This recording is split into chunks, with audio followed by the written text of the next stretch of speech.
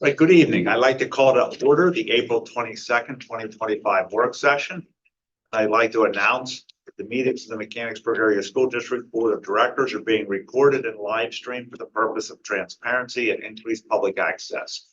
The live stream, along with the recordings from previously held meetings, can be found on the school board YouTube channel. We're going to item 2, student recognition. Item 2.01, all state music.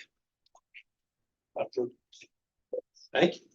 Yeah, we've been excited to have all kinds of recognitions come forward, and this year we've been trying to branch out and make sure that we're getting some other groups before you as well to be able to share in the celebration of their achievements. And tonight we have a group of our musicians, and I'll turn things over to Mr. Goldsboro to come on up and introduce our students and the accomplishments that they have, and certainly flex on the great program that Mr. Goldsboro and his colleagues put together. So yeah, thanks for having us. And so I'd like to just bring up some students here. And we'll Kyle. Kyle's a trombone player. He made it into the All-State Wind Ensemble. If you want to just, I think maybe over in that area, and then you guys can hang for a little bit.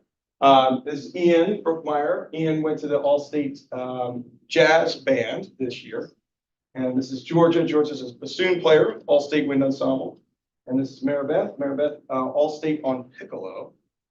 And I think in general, if you're not familiar with the Pennsylvania Music Educators Association program, it kind of mirrors athletics in a way that these kids, in order to get to the state level, they kind of walked through a couple different steps along the way. They had an audition for PMEA District 7 in November. And essentially that was about 1,100 kids for about 100 spots. So get a sense for how competitive that is just to get into the district band. And then from there, they go to the district festival, and then they compete again for the region festival. And they go to the region festival, compete again for the state festival. So we're talking about the best student musicians in the entire state get together once a year. A typical year for Mechanicsburg, we're very fortunate to get one student in. And in this case, we have, including Braden Cavada, who got in for the orchestra. Unfortunately, he's ill tonight. 5. So very excited about these kids and what they've done. I think this becomes more special every year because these things become noisier every year. You know what I mean? I think, and just recognizing the fact that in order to build skill, these 4 kids and Braden have chosen to do something that's increasingly countercultural, and that's to ignore the instant gratification in their pocket and to build skill a meaningful way. And I love that. And I love the fact that they've dedicated themselves to that. And we're super proud of them. So we can get them to chat, but let's do this.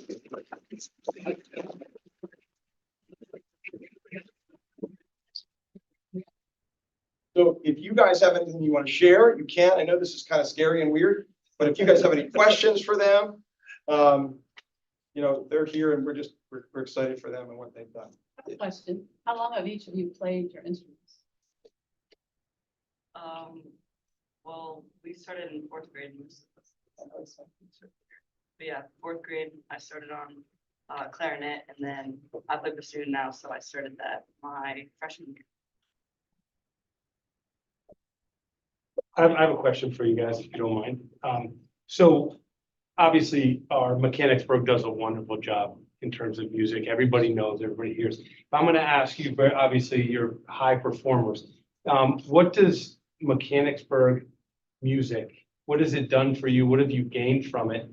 And what do you feel that it has prepared you more for college, etc.? Each one of you guys can answer that question. What has Mechanicsburg music done for you?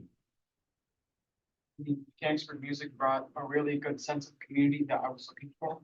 I moved to this school district about my freshman year, and I was kind of like afraid to see all my friends go away. And I figured that the music part of like sense of community, and I did find that, and it resolved some. So are any of you, do you want to? Thank you, Tracy. Thank you. Keep going. You guys do it. Oh. I know that at least 3 of the 5 of us that made states are planning to major in music for college. So this is obviously a very good resume booster for that. Even if you're not planning to, it's something to show colleges that you have commitment and are able to sit down and focus on something for an extended period of time to make sure that you can really apply your skills. Yeah, as I'm the only senior out of the bunch of us, and so I've had the opportunity to, since I wanted to pursue music ed, to teach and all the different levels. I teach some private lessons. Once I showed that like an interest in music education, and then I've also had the opportunity to intern at 4th and 5th grade Elmwood Academy. So going down there and having the opportunity to like teach them and stuff and to figure out, oh, this is actually something that I enjoy doing before I have to wait until I get to my junior year of college to actually get on site and field training experience. Awesome. I think it's helped taught me teamwork and working with a lot of different people that you don't know, and working in an ensemble, you have to work with other people and not just pay attention to yourself. So while I'm not going into music, I can help apply that to any future things that I may see in future education. Strong. That's awesome. My 2 kids were in music from 4th grade on too, just like you guys, but they were never as good as you. But I don't know if all of you are in marching band too, but the sense of just the fact that the number of hours that you guys put into what you do is, I know, more than anybody else, any other team maybe with the school district. So I really appreciate your time commitment to it. So that's just remarkable. And I think you're right that ability to work with another 125 people on the football field, or, you know, in a band up on the stage, it takes more than one person, and you do need to work as a group together. So and that'll be applied to everything you do from this point on. So it's really good. I applaud you guys. Well done. Where are you going to school? Blue band, anybody? That's one. Thank you.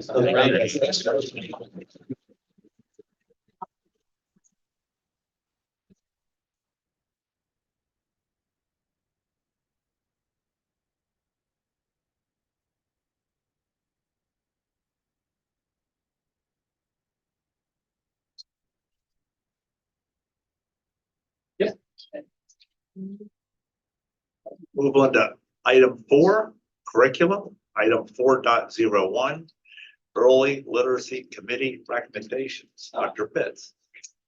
Yeah, so this is a presentation that we've continued to have iterations of over the course of the year. It's been a committee that's been hard at work for a while now, going back to last year. And they've put lots of goodies Oh up my with gosh. them.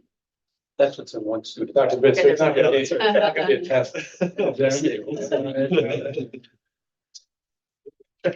This is homework for this evening. This group of ladies here in front of you has done an amazing job of working through an extensive process to get us to where we are tonight. And we've laid that out for you throughout several presentations, and I know they're gonna take you on a brief trip down memory lane to bring that back to mind, some of the process that they've been through. But obviously, this is much more intensive than your typical textbook adoption process. But we've gone through all of the same steps that are in the spirit of any of those program adoptions. And these 3 definitely are to be commended for the amazing job. And they're just the extension of the committee that I know that they'll loud as they talk through their presentation as well. So I'll turn it over to them. And I think Sherry's maybe getting started. I'm getting started here. So thank you again this evening for having us here to speak with you about our early literacy committee and moving forward our recommendations. So just a trip back memory lane. We came here in August to discuss the elementary focus areas this year. So Just a reminder that grades 4 and 5 have been working on social studies integration with English language arts, and that is done. They've piloted 2 units and they're ready to go full force into next school year. We've also been exploring STEELs for science instruction. So we've been doing different professional development throughout this year to have the teachers understanding the 3 dimensions of science. And we've been delving deeper into STEELs for curriculum writing next year at 4th and 5th grade. And then we all know that, I think it was back in February, we had the reimagining of our fine and applied arts to include a STEM at the 4th and 5th grade level and how we have to rearrange things to make that happen. And tonight we're here to talk about the advancement of our early literacy program at the K-3 level. So with that, just a reminder of it's not just about recommending an early literacy program. All of this early literacy focus has delved down into 4 areas. So identifying the time allocations, we've been working with the primary principals to identify those time allocations and set aside blocks of time for English language arts, math, science, and keeping the win time, keeping true to our recess, keeping true to play down in kindergarten. So we've been working to identify what time allocations best work for us here at Mechanicsburg. And then Mrs. Morris has been instrumental in helping to build the instructional practices of our teachers with early literacy and building that background knowledge so they can make instructional decisions, and also developing the leadership capacity with early literacy as well. And then tonight we are here for recommending an early literacy program. So thinking back, again, taking a brief journey, we were here in August to discuss the compelling why of early literacy and discussing the formation of the Early Literacy Committee back in January of 2024. In October, we were back here to discuss the pilot program selection process. So how we went through to determine which program we were going to pilot. And then in January, we came back for an implementation update for the pilot, just to let you know how things were going. And pilot just started in early January, so that was a brief 2-week window. And then today we're here to again talk about how that pilot continued to move, look at the Early Literacy Committee. We reconvened them to discuss the pilot and how that was going. And then we are also going to be looking at a more detailed look at the program that we will be recommending moving forward. So with that, I'm going to pass it on to Mrs. Bachman. So good evening. Since we last spoke with you, the pilot team has piloted CKLA in the classrooms. And remind ourselves, there are 8 classrooms represented across all of our primary buildings. They've engaged in monthly reflection meetings and collaboration. Alongside that team, we pulled together an assessment subcommittee so we could look at the assessments within the program through the lenses of the principles of effective assessment. So these are K-12 principles that help us to ensure that the goals and assessments are aligned, that there's a scrapbook approach, so multiple opportunities for students to demonstrate understanding and knowledge, and also that they have many opportunities, that it's fair, regardless of where you are in ability level, that all students have access and opportunity to show their thinking and make that thinking visible and accountable. On April 2nd, so just a few weeks ago, we reconvened our Early Literacy Committee. And that committee is very diverse. It's a group of 27 plus our leadership team here. It's comprised of ELD, reading specialists, gifted support, speech and language clinician. We have reading intervention, library services, pilot teachers, building and district administration on the team. So we came back for a full day. And during that day, each pilot partnership presented for about 30 minutes, sharing an overview of the program, sharing some lessons that their students engage with, some of the units that they interacted with, along with celebrations, challenges that they were overcoming, and some curiosities. And there was some opportunity for question and answer. After they shared out, then the assessment subcommittee reported out on their work and their findings. And then when we came back from lunch, there was sandbox exploration, an opportunity for all members of the committee to comb through the teacher materials, the student materials, interact with student work samples, leading into an open discussion. After the discussion, each member had an opportunity to independently, through Google form, cast a vote as to whether or not we should recommend moving forward with CKLA adoption in our classrooms next school year. Alongside casting the vote, they were asked to provide a rationale. They were asked to ground their thinking in each of our anchors. And these are anchors that we put at the onset of the program and throughout our journey that we continually come back to. And with that, the vote is in, and in a unanimous 27-0 vote, the committee is recommending to move forward with a recommendation to the school board to adopt CKLA in all of our classrooms next school year, K through 3. They provided strong ties to our mission and vision, our ELA transfer goals, our guiding principles, and our principles of effective assessment. Some of the patterns that stood out in the rationale was the robust vocabulary that students are applying orally and in writing. Third grade was particularly excited about students having grade level text in hand every single day in the classroom. Opportunities for students to be writing, and that writing being connected to what they're reading on a daily basis and to interact with different modes of writing. Culminating activities, and then joy. And joy is a pattern, a theme that we'll come back to a little bit at the end here. With that said, we're going to take an opportunity right now to take about 2 minutes and engage with a video that our communication specialist, Ms. Panzer, put together for us, so you can gain some insights into the program and the pilot from a teacher and student's perspective.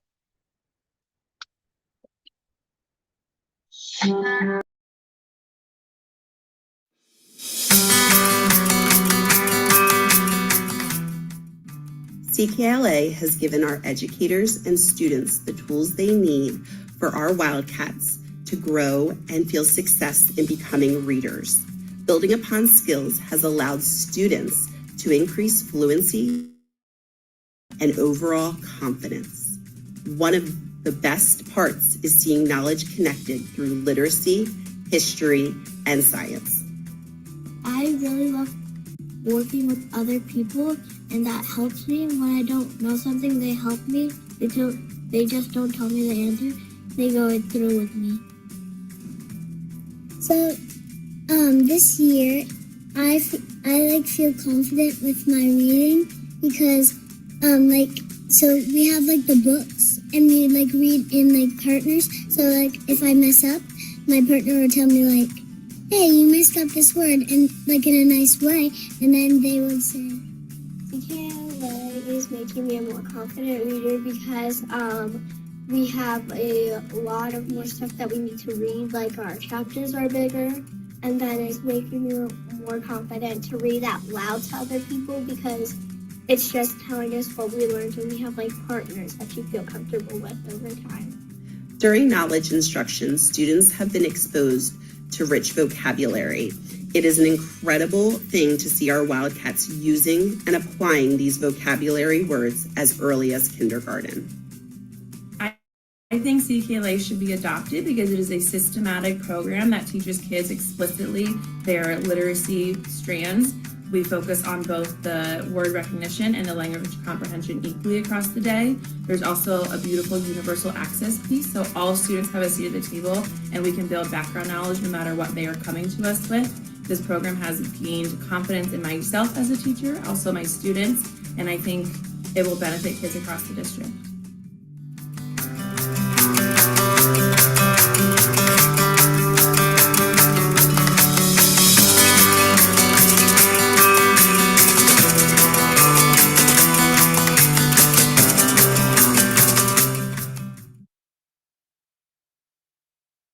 So now we're going to look more at the program overview. So thank you for having us in for the opportunity to talk about the program. And we're going to look at the structure and design of CKLA. And as I'm talking, Mrs. Bachman and Mrs. Woodall are going to pass out some materials that you're welcome to take a look at. It includes teachers' manuals, student workbooks, student readers, all of which we'll talk about as we're going through this part of the presentation. So feel free to look, pass, share. We have representations from all grade levels, K through 3.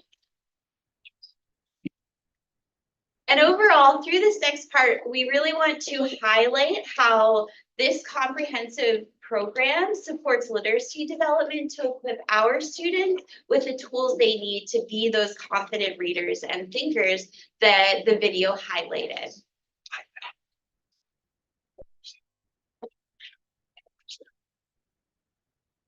When you look at the program structure of CKLA, CKLA is divided into 2 different parts for kindergarten through 2nd grade and 1 integrated portion for 3rd grade. And all of this is based off of research from Hollis Scarborough's reading rope, grounded in the 5 pillars, going all the way back to the National Reading Panel and what they had identified as the main components of reading instruction. The CKLA program has taken in K-2 those foundational skills for 60 minutes each day to develop reading and writing skills. How do students learn how to read? And then they have 60 minutes of knowledge where they're learning background knowledge, grammar, language structures, vocabulary, because all of that's at a higher level of what they're able to read at this point in time. By the time we get to 3rd grade, all of this is integrated with one type of text because students have text in their hand each day because they have those foundational skills to be able to read those rich texts. So they have an integrated block together, learning how to be those skilled readers. When do you want us to ask questions? If possible, towards the end, we do have time for that. Okay. If possible. To this program structure, CKLA definitely brings in and highlights other things like classroom libraries, other rich literature. It's not limited to what's in their program in these readers that you see in front of you each day. So let's dive a little bit into skills. In skills in grades K-2, it's divided in, that 60 minutes is divided into 2 30-minute sessions. The first 60 minutes, or the first 30 minutes of the 60 minutes is really the explicit instruction. This is the teaching of those skills, including print concepts like directionality, book handling in kindergarten. It also includes things like phonemic awareness, phonics, parts of those big 5 that the National Reading Panel had identified. Within phonics, it explicitly teaches 150 different spellings for our 44 speech sounds in English, which is a lot that our students are learning. But it systematically progresses from very frequent speech patterns and spelling patterns that our students need to access print to some of those more obscure, less frequent patterns. And you'll notice down here on the chart, they have what's called power bars below each of those spellings. So the power bars show students how frequent those spellings are, so they know which ones to rely on first. When they're learning spellings, they hear the sounds, they say the sounds, they read them, they write them, they practice them. And the second half of the skills strand is really focused on application in decodable text. This is controlled text that the students have the ability and the skills to be able to read, to take out guessing. Grammar is also part of this instruction so that we're equipping students with grammar they need to be successful with language structures. And you can see here some of the joy during these skills sessions that our students get to experience. It's not a sit and get for 60 minutes. Students are up, students are engaged, students are moving and interacting. There's a very social component to learning within CKLA so that they're engaging and learning right alongside of their peers. In the knowledge strand, we really want to look at how do we build students' knowledge, because students are able to understand concepts and skills above what they're able to read. In fact, until about age 13, you can see on this graph here, that's when about students' listening comprehension levels out with their reading comprehension. So we don't want to hold students back from learning knowledge and expanding their thinking based on their reading abilities. So during the knowledge portion of CKLA, students have the opportunity to interact with read aloud texts that are actually 2 grades above their current grade level.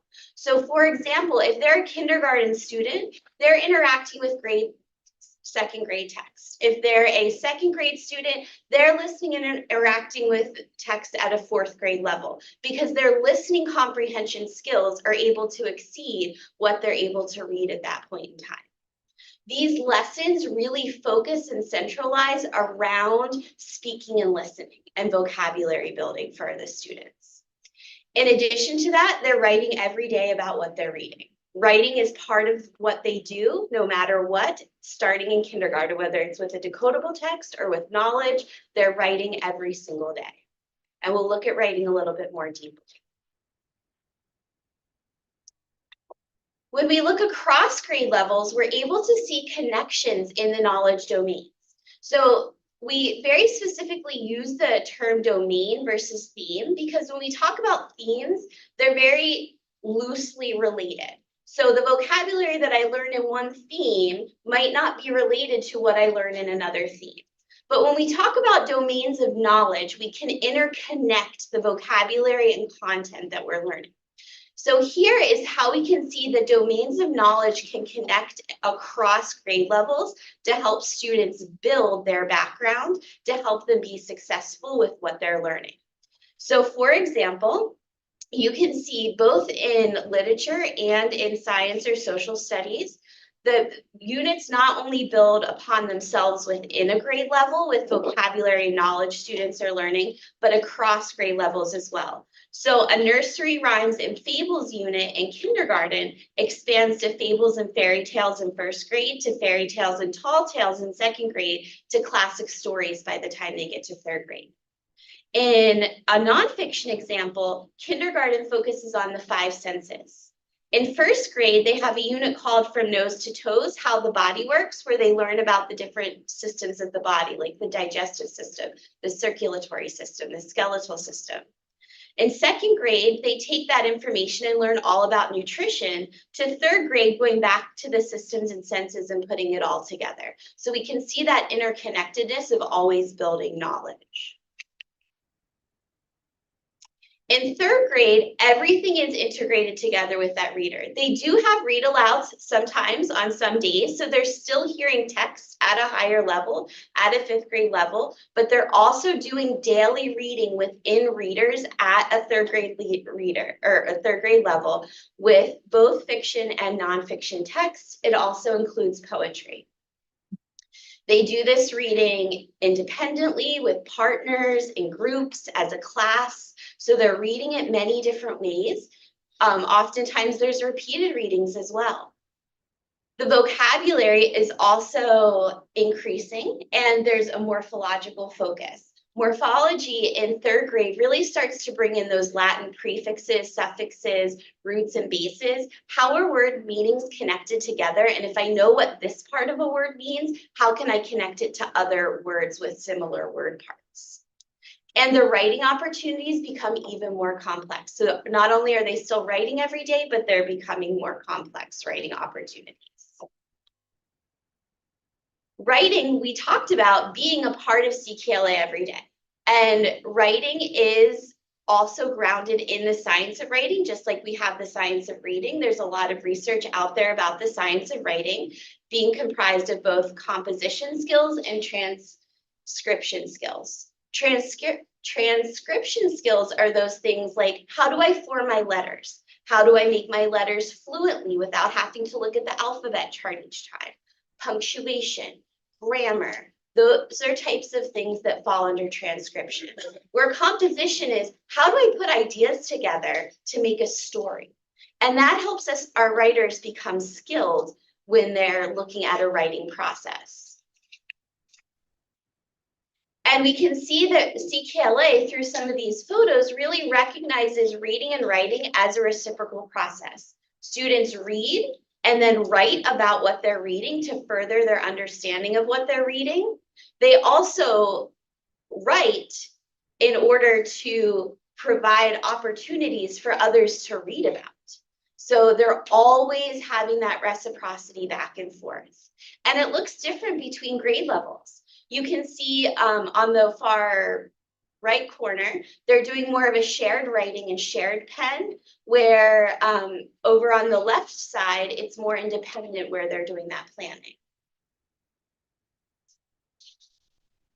And not only are they reading and writing every day in tandem, but they also explicitly go through the writing process. There's been a lot of work done within the district of Collins writing, things like that, that are grounded in work that we want to continue. And Amplify really, CKLA allows that work to continue with the teaching of the writing process. It's not always about a product, but how do we get there? And this is an example of a process to create a product that one of the second graders made, but they plan, they draft, they edit, they publish, and this isn't all done on one day. This is done over a series of weeks, days, so that they're going through that process and learning how to become writers. And overall, there's a lot of flexibility with instruction. What is really nice about Amplify is it's provided the teachers with the what. We don't have to come up with what are we teaching every day? What are the resources I'm using to teach? But now we can really focus on the how are we getting to those long-term transfer goals that Mechanicsburg has identified as so important for our students. And we can focus on the students in our classroom, their different needs, and how do we make this learning meaningful for those different students within our classroom, starting with this core curriculum and then differentiating it within our room, both for students that might have learning disabilities with IEPs, students that have gifted IEPs and need enrichment, students that receive English language services. There's a lot of supports built right in to help us reach all of those learners. And there's nothing telling us this is what you have to do for each individual student. There's so much teacher flexibility so that they can still have that autonomy in their classroom as the lead learner to know what's best for their students. So with that, we are bringing forth the recommendation for the school board to approve adopting Amplify CKLA for a 5-year term at a cost of $432,264.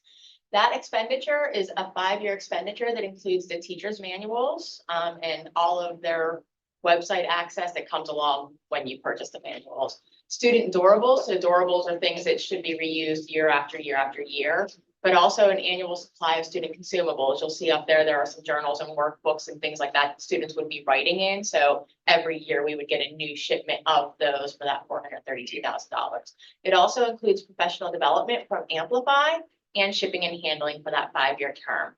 I do want to talk a little bit about the professional development from Amplify because we believe that there's a combination needed for our professional learning plan moving forward with this.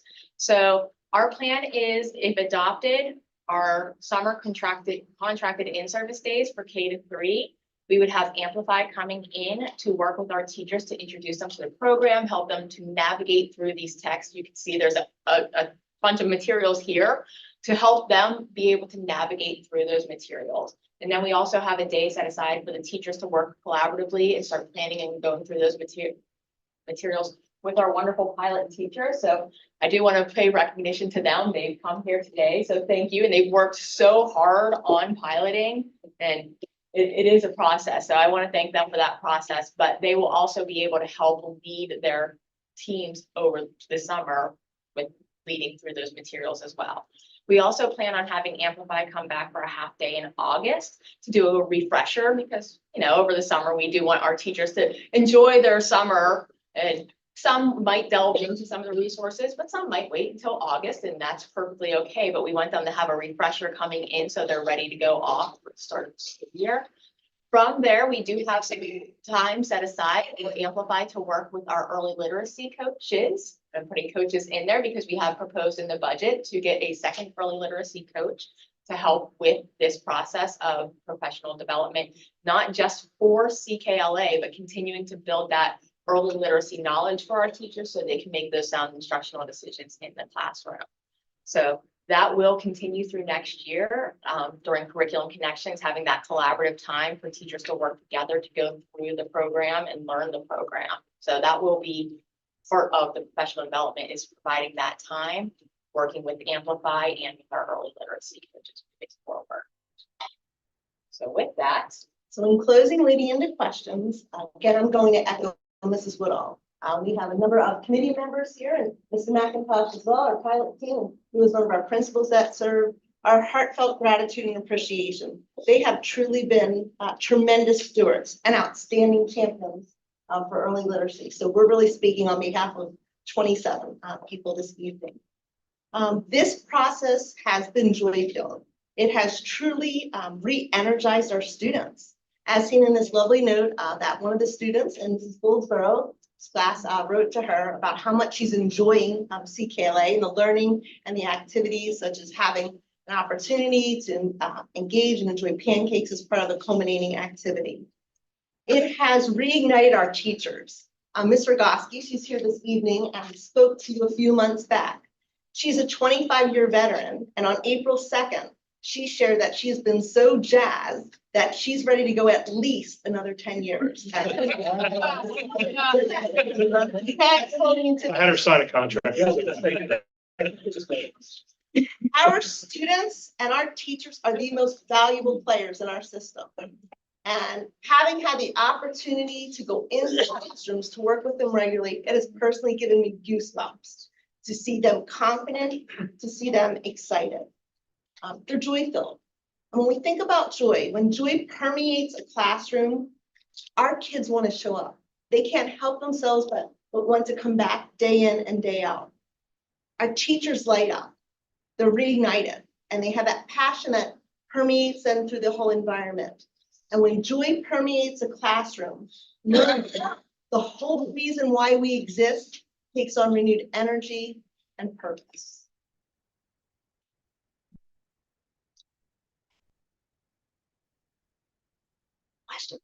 I can't imagine if the teachers would show up and say we're behind. I really can't. So this is, what you ended with is wonderful, because that's absolutely true. Whether it's a music classroom or a childhood classroom, that's the ticket. That's where it really happens. Is the excitement on a daily basis to engage with what they're studying. So I want to thank you for coming.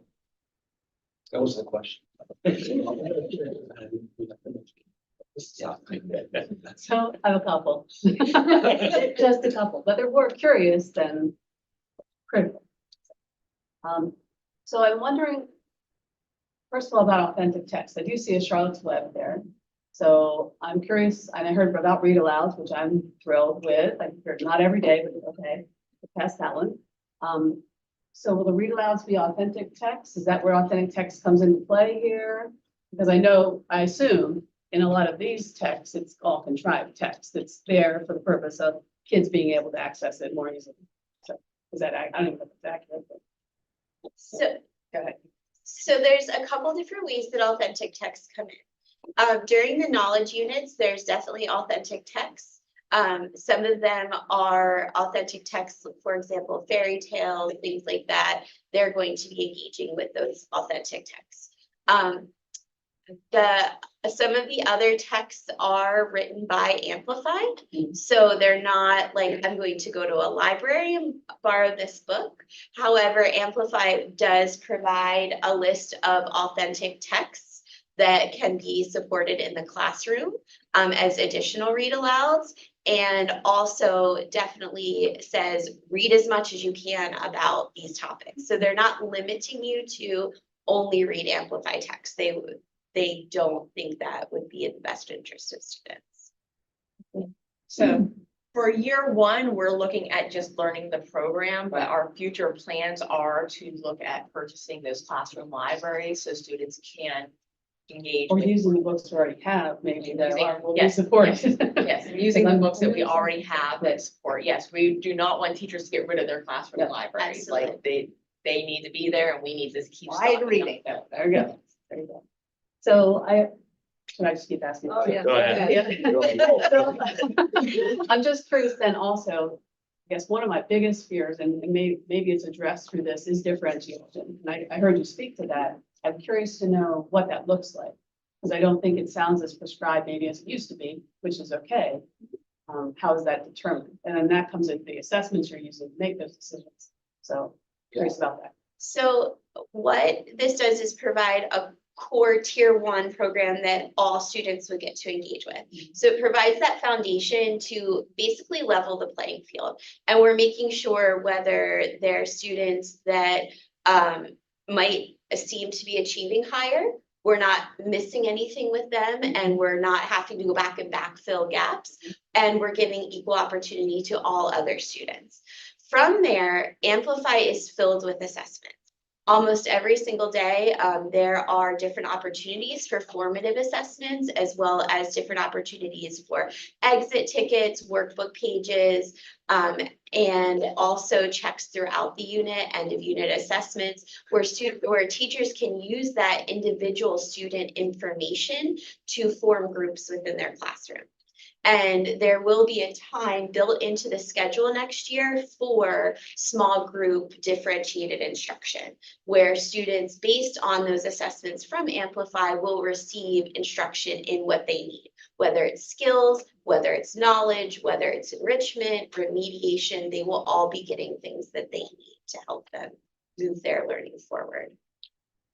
I was gonna say some quotes from our pilot teachers that from their couple months of piloting CKLA, they stated that they know more about what their students need than they ever have before. So they have that knowledge base to be able to strategically form their groups, to be able to differentiate learning. The other nice thing, right within the text as well, is during lessons, it also provides differentiation opportunities. So if you're having students within a lesson that need some remediation, here's some things you can do to help them. If you're having some students that are highly successful, here's some things that they can do too during your lesson. So it doesn't mean you have to, but it provides the teacher with some opportunity and choice to start them thinking about ways to keep all students engaged during that lesson. So it's not always we're all sitting here, everyone's doing the exact same thing.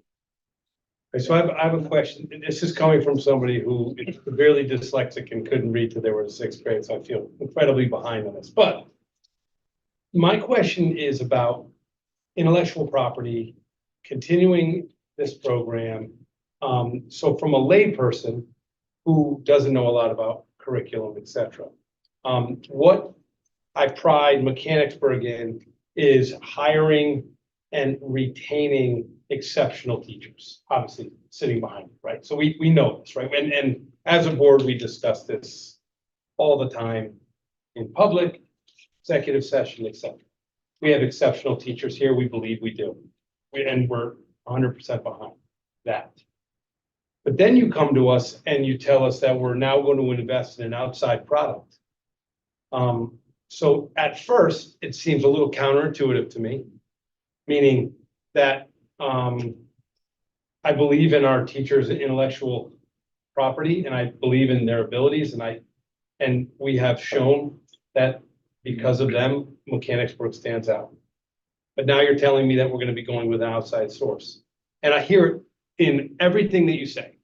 Amplify has this. I looked it up on my phone. I was like, okay, I need to look up this company. I don't even know what it is. And I'm looking up this company and I know that Amplify is not these wonderful teachers sitting behind you. So what are you asking of us? What are you asking of me who knows nothing about this? You're asking a certain amount of money, which is fine. Okay. We have budgets for that. But then where do we go from there? What does it look like in 5 years? Are we stuck with this intellectual? Are we stuck with their intellectual property? And you kind of touched upon it in terms of authentic material. Or where does our teachers' abilities and extraordinary talents that we all know? I mean, we know that at Mechanicsburg, where does that fall in here? Because I don't hear it from you. I don't hear what you're saying to this. And is that a tough question? I don't know. I'm rambling. It goes back to what they said about autonomy. I think Yes. I would like to hear that addressed as well. Yes. I think I'll take a stab at it first here. First of all, is the question appropriate or not? I don't. It was great. 100%, yes, it's a great question. Because What we was the have. question? I don't even know. But Should people look at themselves, or should we hire, Yeah. should we pay for? It's the tension that we have had as a district for a long time. And it's the tension of, should we have a homegrown ELA program? Or should we have a program like that for us, or like the other three that we vetted in the process? And the reality is that we have long been a district that believes that at the elementary level, we should have a homegrown ELA program. And we should have a program that would serve as the foundation for our math which has been everyday math for a long time. And the spirit behind having a homegrown ELA program is, this comes from a former math teacher, is that there is nothing that our K-3 teachers do that's more important than helping kids to learn how to read. They have to have an understanding beyond belief of how to do that with kids that are just learning their letter sounds to students that are well beyond grade level, are reading those authentic texts. There's nothing more important than that. And we configured our entire launch program around that idea of get kids to read by third grade, and then we send them off to Elmwood and they're going to super. And reality is the spirit of that is true. If we could have every single one of our primary teachers certified as reading specialists, that would be amazing. And every single one would be prepared to take on that burden. But the reality is that on a day-to-day basis, to ask our teachers to continue to build the foundation of what they want students to learn and engage with, and how they want students to engage with that. So the curriculum versus the instruction. Oh, and design how we're going to assess that to be able to inform your instruction. It's just too much to put on our teachers, and it's too complex of an issue, especially at the K-3 level, for us to continue to put that on our teachers. There's better ways that we can. And what we found over time was the reality when we had a group that I was part of. I was with the third grade team. I was next to Mr. Rogotsky. We were thinking up clever performance tasks and all those kinds of things. When we had the teachers that were engaged in writing the curriculum, they knew it inside and out. And those teachers were on it, and they were able to deliver that in an incredible way for a number of years. But the reality is that those teachers start to retire, some start to leave. And we saw the fidelity of our homegrown ELA program continue to get chipped away, little by little by little. And the reality is that it was already chipped away, and the foundation was crumbling even before COVID, and COVID just made that go on steroids. So coming back from COVID, the reality is that foundation of a program that those teachers could rely on to be able to use the art of teaching to deliver to students just didn't exist. And we're at a place where the best thing we can do for those teachers to be as excellent as we know they are is to give them a foundation of something that they can build off of, rather than trying to develop all of that. I have two questions that made it really comprehensible. But 25 years, you know how that makes me feel? Like how old I feel? Like I've known her from probably the first year she started. I can't believe it's been 25 years because I feel like I must be 90 or something now. But my second question is, if this program is made for K-3, does it have a piece to it that we could use for kids in 4th or 5th grade to catch up, kind of a thing? Or is this program only up to 3rd grade? So this program actually extends up through, I believe, 8th grade. With that being said, we do believe that at the 4th grade level, once students know how to read to learn, that's really when our homegrown curriculum kicks up. And, you know, the amazing work that's been done by 4th and 5th grade this year to integrate social studies into English language arts. It's not that our primary teachers can't do that, but what I see is, and I'm coming from a secondary science background, so learning literacy many, many years ago was a new tackle for me. I had always seen ELA from a science perspective as sort of like, it's liberal. Like you can sort of do what you need to do. But what I've learned is the step-by-step processes that need to take place to teach kids how to read is very similar to mathematics, where it's you need to teach this skill before you need to teach that skill before you need to teach. It's very systematic. And I think that that's very difficult to put onto, as Dr. Bitch was saying, to put onto our primary teachers on top of everything else, where, you know, this would help give them that art of teaching where they can truly go through and make those instructional choices and decisions to best meet their students' needs. But fourth and fifth grade, because the kids have already had that systematic instruction in learning how to read, I really think that that's where Mechanicsburg's homegrown can kick up the notch of what this would offer. Cause I feel like that, you know, with the COVID thing going on, we know we had many grades that needed help catching up. So I don't know where they are in age grade. Are they like fourth, fifth graders now? Kindergartners are in fifth grade. Huh? Yeah. Kindergartners are in fifth grade now. So I just was wondering if there was a piece of this that, you know, can be applied to older kids that missed out with COVID and stuff, but, my second question was, can we have a few of the teachers remark about what they have found and what they've learned, what brings joy back into their lives about teaching this? I mean, I'd like to hear some examples from them, if possible.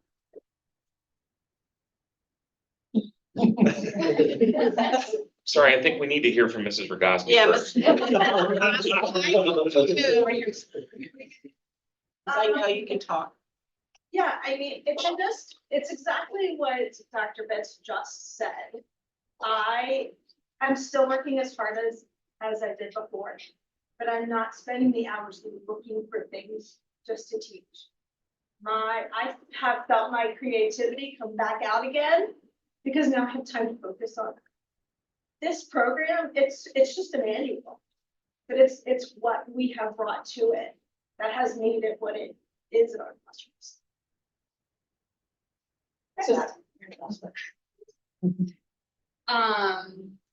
I had seen, this is my 9th year teaching kindergarten, and just in the months that I've been doing the pilot, seeing how far they've grown and how much we've pushed them past like what we usually end the year with having them do. So just giving them that extra support and taking them through the skills in this program has been amazing to see how much they really can do and where we're gonna end the year. So I've never seen that from my kindergartners before. I remember we've done a lot of vocabulary professional development throughout my years here in the district. And I remember in the beginning of starting the pilot, Jennifer and I were talking like, we don't feel like we're doing vocabulary justice. And then we just kind of kept going through the program. And by the end of the unit, we were like, wow, our kids can use the words and they can use the words in context and understand what they mean and why they're using those words. And it was really powerful to see that the spiral approach that the CKLA brought with vocabulary of just how they were able to take ownership of it. Piggybacking on the vocabulary piece, as a kindergarten teacher, hearing the words the kids are using and understanding. So they're able to understand the word longed and then putting that into context in their own life. One of the students said, I long for a bunk bed. They're drawing pictures and using the vocabulary in everyday conversations and even making connections between other units and using words that maybe I didn't even use in a day-to-day language. I think piggybacking off of several of the comments, like the idea of joy and the connections kids are making, and how it's transferring to the overall classroom, not just the direct instruction. Just seeing some of the authentic things our kids are doing. In a small group time, I had asked my students, oh, you can get, you can work on IXL, right? Which is an iPad-based tablet. And I ran to my partner teacher and I was like, 75% of my kids like, what do I want to do my iPad or can I read? So what it hit me as a teacher was the fact of we're giving kids access to the patterns and the spelling patterns, and we're making them excited to read. And they're making connections throughout whatever, through different things. We watched a video today and it was a dance break and they're like, look, the earth is rotating. Never before would they have made that connection. So I think that authentic connection and that kids are making because they're getting delivered is truly very powerful. I think within the knowledge domains, that meaning is just transferred across all of the parts of our day. And the learning is just interesting. Like they get excited to sit on the carpet and learn about insects. My favorite fact was that Hands have two stomachs, one to share with a friend. And we laughed about that so much, and it was building relationships in the meaning of our stories and our informational texts. And even with our reading, we had a moth fly into our classroom, and that's a distraction. I'm like, okay, you don't go over there exactly. So they're like, what kind of moth is that? We should do research on how to have, what habitats they need. How can they be for the weekend? And they were so engaged because of the learning we were doing on the carpet and just excited about it. So just that joy of their learning, I'm learning with them, we're having exciting moments, and it's all to learn. And that's the point. But it's fun again, which is just really a joy. And to answer your question, equity, what I'm doing in my classroom is exactly the same as what Melissa is doing in her classroom, except I'm able to take that and sprinkle my teaching into it. But the students in my classroom are getting exactly the same thing that Upper Allen is getting, and then next year the North Side would get. It doesn't matter what school you're at, the curriculum is explicit and systematic, so every kid is getting the same instruction. And that's huge. It doesn't depend on how many years you've been in the classroom or where you got your education. Every student is getting the same thing. And as our demographic changes over time, that is super important. So from a parent lens, that's huge. From a teacher lens, that equity piece is awesome. And that's our exclamation point. From an administrator standpoint, I just want to say, as a young child, I was a very curious child and interested in everything around me in my environment. But I found school very boring. And it was really hard for me to come to school each day and to focus on what was happening because it didn't answer many of my questions. It didn't, speak to my curiosity. And I see CKLA as an avenue to do that. A lot of our young boys who maybe aren't always interested in coming in and sitting down, they can come into a CKLA classroom and learn lots of new information, be social with their friends while they're learning. So I think it's a real good fit for the boys. I just wanted to add from a coach perspective, I know that I went over the overview of the structure of the program, but actually going into the classrooms, it gives me goosebumps every time I go in because one, I can walk into two classrooms that are doing the exact same thing and although they're learning the exact same thing, it doesn't look the same at all because the teachers do get to add their flair to it and make it real for their students in the way that works best for their students. But two, the knowledge and the excitement that the students bring when I walk into the room, like I could walk into a classroom and they're running up to me to ask me about the origin of a word. Like, when have I ever walked into a classroom and they're like, where did this word come from? What part of this word means this? Like, they're asking me those questions and trying to connect it to other words, all on their own. Like, I didn't ask them. They write them on sticky notes and have them ready for me when I walk into the room. And they're so excited. They'll go in the hallway and show me, they want to show me like their writing that they put up on the wall or what they learned about an insect or something that they're learning about in their knowledge unit. They're so excited to share it with somebody and talk about it, and they can talk about it. It's not just look what I did. They have words to express what they did. What's up to do for another question? Okay. I just had a question. Well, we kind of got off. Yeah, I had a question about implementation, and we'll go all the way back to everyday math and how that was implemented, and with fidelity, that was expectation, and that kind of, like all things, go like this, and then we try to bring it back to maintain fidelity. What does fidelity look like in this program? What is the expectation as it relates to the manual? What gets done in a day? To ensure, because with a systematic program, that has to happen. Otherwise, it's not when its job. 100%. So we have been going by the terminology of integrity instead of using fidelity, because fidelity means to me like page one, day one, we're all here. And that means that we're not responsive to what the needs of our students are.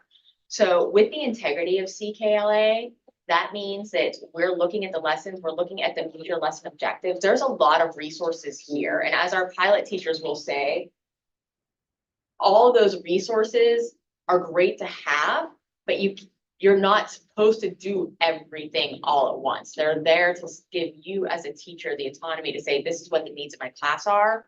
Here's the goal and the objective of this lesson that I need to meet. And I have these 7 different resources to choose from to help me meet that goal and objective. So it's really staying focused and staying true to the goals and the objectives that need to happen. And I know as our pilot teachers have gone through, they will start with the end in mind and start looking at some of the unit assessments first, and then going back and seeing, okay, now I understand more of this goal of what that looks like over here. So now I can help look at these instructional resources that have been provided through Amplify to make those decisions for my kids. So it's really working with our teachers to make sure that they know the goals and objectives and how to access them through the resources to keep that integrity piece there. You said you had access, the teachers would have access to a website, website. Is that where those assessments are then performed on that website, or how does that work? And is that information shareable? There are options. So right now, the thing that we have here is we have the 3rd edition of Amplify. So our pilot teachers had sort of some mixed experiences with the online assessments. So whatever you see in text will be online. However, because we are hot off the presses piloting the 3rd edition, I believe we were actually the first pilot group of the 3rd edition. Not all of the online assessments have been updated from the 2nd edition to align with the 3rd edition. So we decided to not utilize those online assessments during our pilot process. With that being said, that will be a discussion further as to what role do these online assessments have? Are some online assessments worth taking and some still staying paper pencil? Because we do know that students physically taking their hand and writing out things just makes those connections in their mind more so. But you are able to analyze some data more so easily with the online if they were taking it online. Quick financial question about this whole thing. So the program is K through? K to 3. K to 3. You're asking for how many year commitment? 5-year commitment. So we are committing ourselves to the program theoretically. After 5 years, what are we looking at because we're committing the school district to a certain amount of investment out back, right? Or we have to change the whole curriculum. So that amount, the 462,000 Covers all 5 years. It covers all 5 years, but it's actually heavier on the front end because we're purchasing the teachers' uniforms. So the pieces, it's the consumables then that are left as an annual expenditure, which I forget what the breakdown is. It's like 50,000 a year in years 2 through 5. And then to Dr. Biss's point, it is front loaded that year 1. I would have to look, I think it's something like 270,000.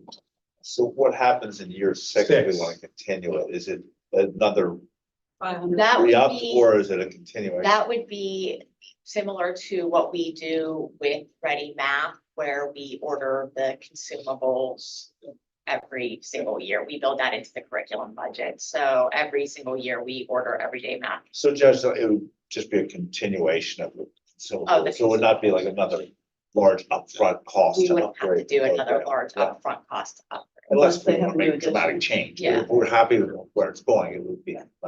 We're also discontinuing something this year, right? Aren't we giving up something to take this on? Foundations, we are. Foundation, right? Foundations Yeah. will move more to a tier 2 type of intervention. So less cost from there. There's And that is something that we also build into our curriculum budget, purchasing those materials. But that, I will say that purchase price is less than the 50,000 that we would be with the student consumables, but the student consumables here, foundations is only that phonics piece where these consumables have the knowledge piece as well. So the licensing is bound to volume 3. That would be for a number of years. So would there be an additional expense to come out of volume 4? Or change the curriculum? Is that this kind of it? So my typical experience with anytime I've ever seen, like they'll keep running their older edition for a while, so you can still purchase those consumables. Same thing has happened with everyday math. What edition are we on right now with everyday math? 4th. So, if we still wanted to do third edition, I'm sure they're still able. So unless we really want to stick with, And even everyday math, I think we were using volume 2, and then they did come out with 3, and I think we skipped re-upping into that volume 3, but then when they came out with volume 4, we switched. Yeah. Are there enough books for the kids to take books home? There are books if they're printed. But There are like, I know third grade, like, you guys would be able to speak to it more, like, each individual could have a text. yes. But I don't, Yes. I don't know if I would. So there's a Feel practice at comfortable. home with the books you read during school. There are take home pages that have some stories printed in them. Yeah, I give a fluency packet that we are looking online and stuff. Right. So there are additional resources. It's not taking the actual reader. The reader is not a consumable. So those readers are technically supposed to last for 5 years. But there are other ways to access text that the students can practice to take home. That are practicing those skills with fluency passages that can be printed, that are practicing those same texts. There are printable versions of those texts. There are other ways, and not every student, because they are doing so much repeated reading, not every child needs to take every single text home. That would be more of an individual. So this is a third grade book, though? Correct. Third graders won't bring this book home that they're using at school. Correct. Why not? I think that gets into our philosophical discussions too about sending things home with kids. I know right now with the primary level, we really don't send much of anything home with the students just because they're here with us. We want them to do their work here with us and go home and spend time with with their families. So I think if we wanted to do that, we would have to have a bigger philosophical discussion around sending this. Not my job. Huh? Not my job. So most of classroom libraries are still. They're still they're classroom libraries. Classroom libraries, They're and school library, those books are coming. So each one of those kids in the video said something about. There seems to be a great focus on collaboration. Wonderful. Can you speak a little bit more about what that collaboration looks like on a day-to-day basis with the peers? Or it seems like there's a variety of different things. So something they do in skills, starting in kindergarten, with the decodable text, the very controlled text is partner reading, where they have a partner and they sit with their partner and they basically peer coach with their partner. So they take turns reading with their partner. Generally, reading has been done first, so it's not like you just have to go read to somebody and you're on your own. They've practiced the pattern in words. There's been explicit instruction with the words. They've done they have big books, or it's also available on the screens like this in the classroom, so the teacher can model first and then they go off and work with their partner, and there's specific prompts that they use with each other. I know the one girl talked about how kind her partner is when she has trouble with the word. So there's very specific prompts that we work through with the students to teach them how to peer coach each other. So basically one of them is the teacher and one of them is the student, and then they keep reversing those roles as they're reading and practicing. And each time they read and practice, there's also comprehension follow up with that. So even if it's a decodable reader, they're always still going to talk about and do something with that reading they just did together for accountability. That's useful. And we can also some work we've done with SEL tier 1. Yeah, we just talked about this, so they kind of help each other before having to go. Yeah, I've noticed, I mean, I've been on the board about as long as Goski's been around, but when the students, we've had some interaction with the students, if they've come to the board meetings or if we go into their classrooms, and I have seen such a huge difference with these kids being able to explain exactly the process that they've gone through, writing, editing, rewriting, research, when they give us presentations, and it's like a whole different ballgame than, I remember seeing in the past. And it's just, I think, they've all had this wonderful basis that's getting them to the point where they can they can talk, through the purpose of what they're doing and why they're doing it and what the steps that they're taking. And it's just amazing to me, when second and third graders are talking about stuff like that. So I think the whole process, collaborating with, the other kids in the class, it's just really paying off to kids. And even when they get to the high school level and we see them, what they do together as teams, it's just amazing. Just the time Big savings. emphasis. Oh, I'm sorry. The time that you have, when you can, like you said, you take that book, put it on the projector, all those materials and media is already available through the curriculum. And then immediately pivot and kids can grab a book and read on their own about the same material. I mean, I think as a teacher, you sit there scanning books, getting all that ready, that's a real pain. So it's time savings, then you can focus on being, say, creative and working with the students at the officials. That really speaks to, I know, Mrs. Morris talked about process versus product. We really put an emphasis on process and taking time in all of our classrooms in kindergarten on up with metacognition. Let's think about what we did, why we did, and having reflective questions so that students are understanding, because that's really what gets to transfer. Mhm. But I've seen that here. It's amazing to see. Good, everybody's good. Thank you so much. It's been a Thank you while. all. And you'll be asking, carry this to May Yeah, this will 13th. come forward May 13th. Any further discussion and vote? Thank you. Okay, thank you for the outstanding teachers in the back there to explain to us. They are Yes, amazing. thank you very much. Move on to item 5, budget and finance. Item 5.01, Wildcat Foundation grants. Dr. Bitts. I'm excited to welcome our next guest. Mr. Pratt wants to come forward. It's that time of year where we are able to celebrate the amazing work of the Wildcat Foundation. Obviously, they raise funds through a number of fundraisers in order to be able to do really a number of things, but two of their biggest efforts are through the scholarship process, which is behind the scenes working on as well, but also to be able to award our foundation grants. So if he's a hand out, and I can take it away. Thank you, Dr. Bitts.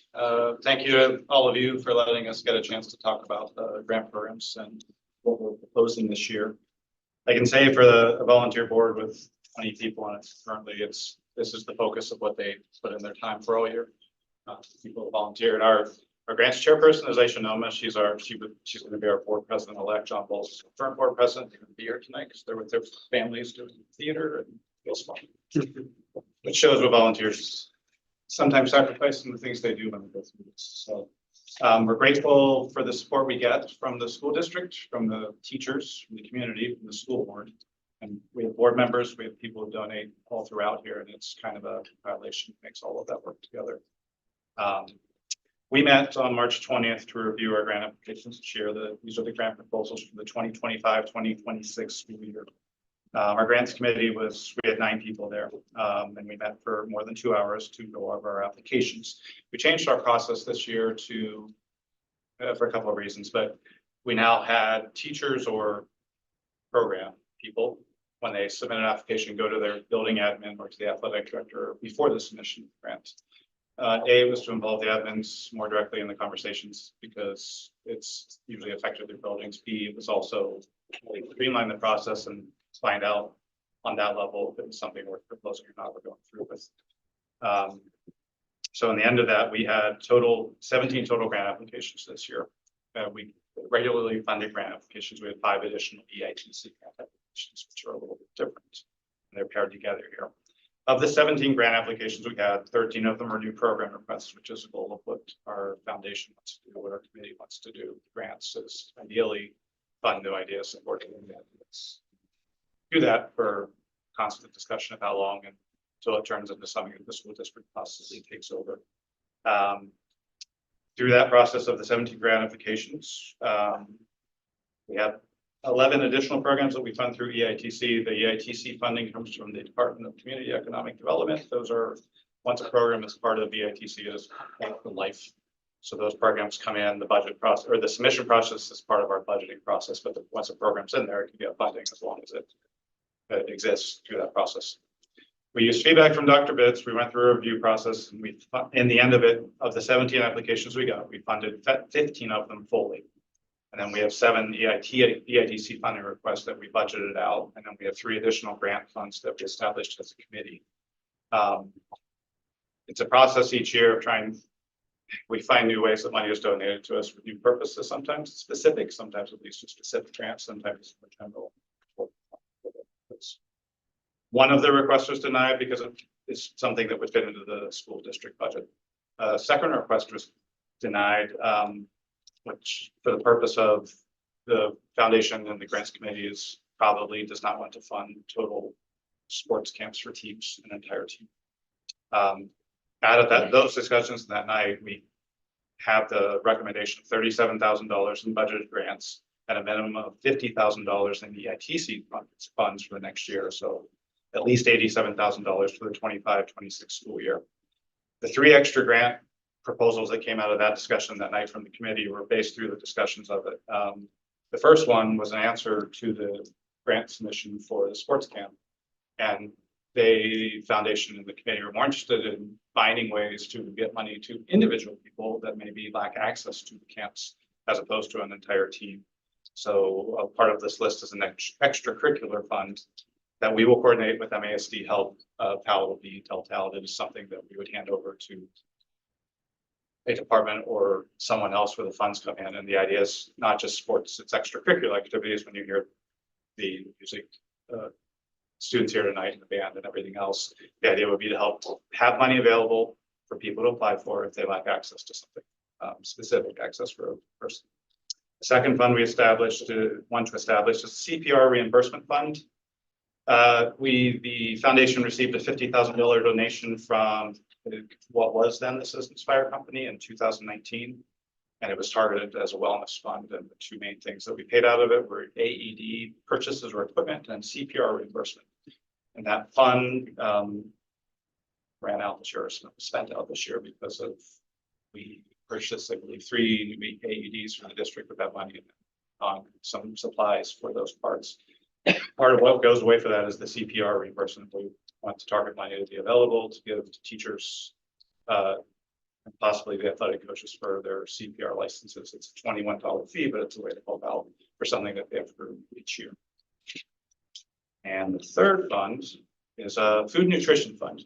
We have, at different times, we have anonymous donors, and sometimes we have people who target money to a specific area. We've had a very generous donation from an anonymous donor for the past 2 years, and it targets food nutrition.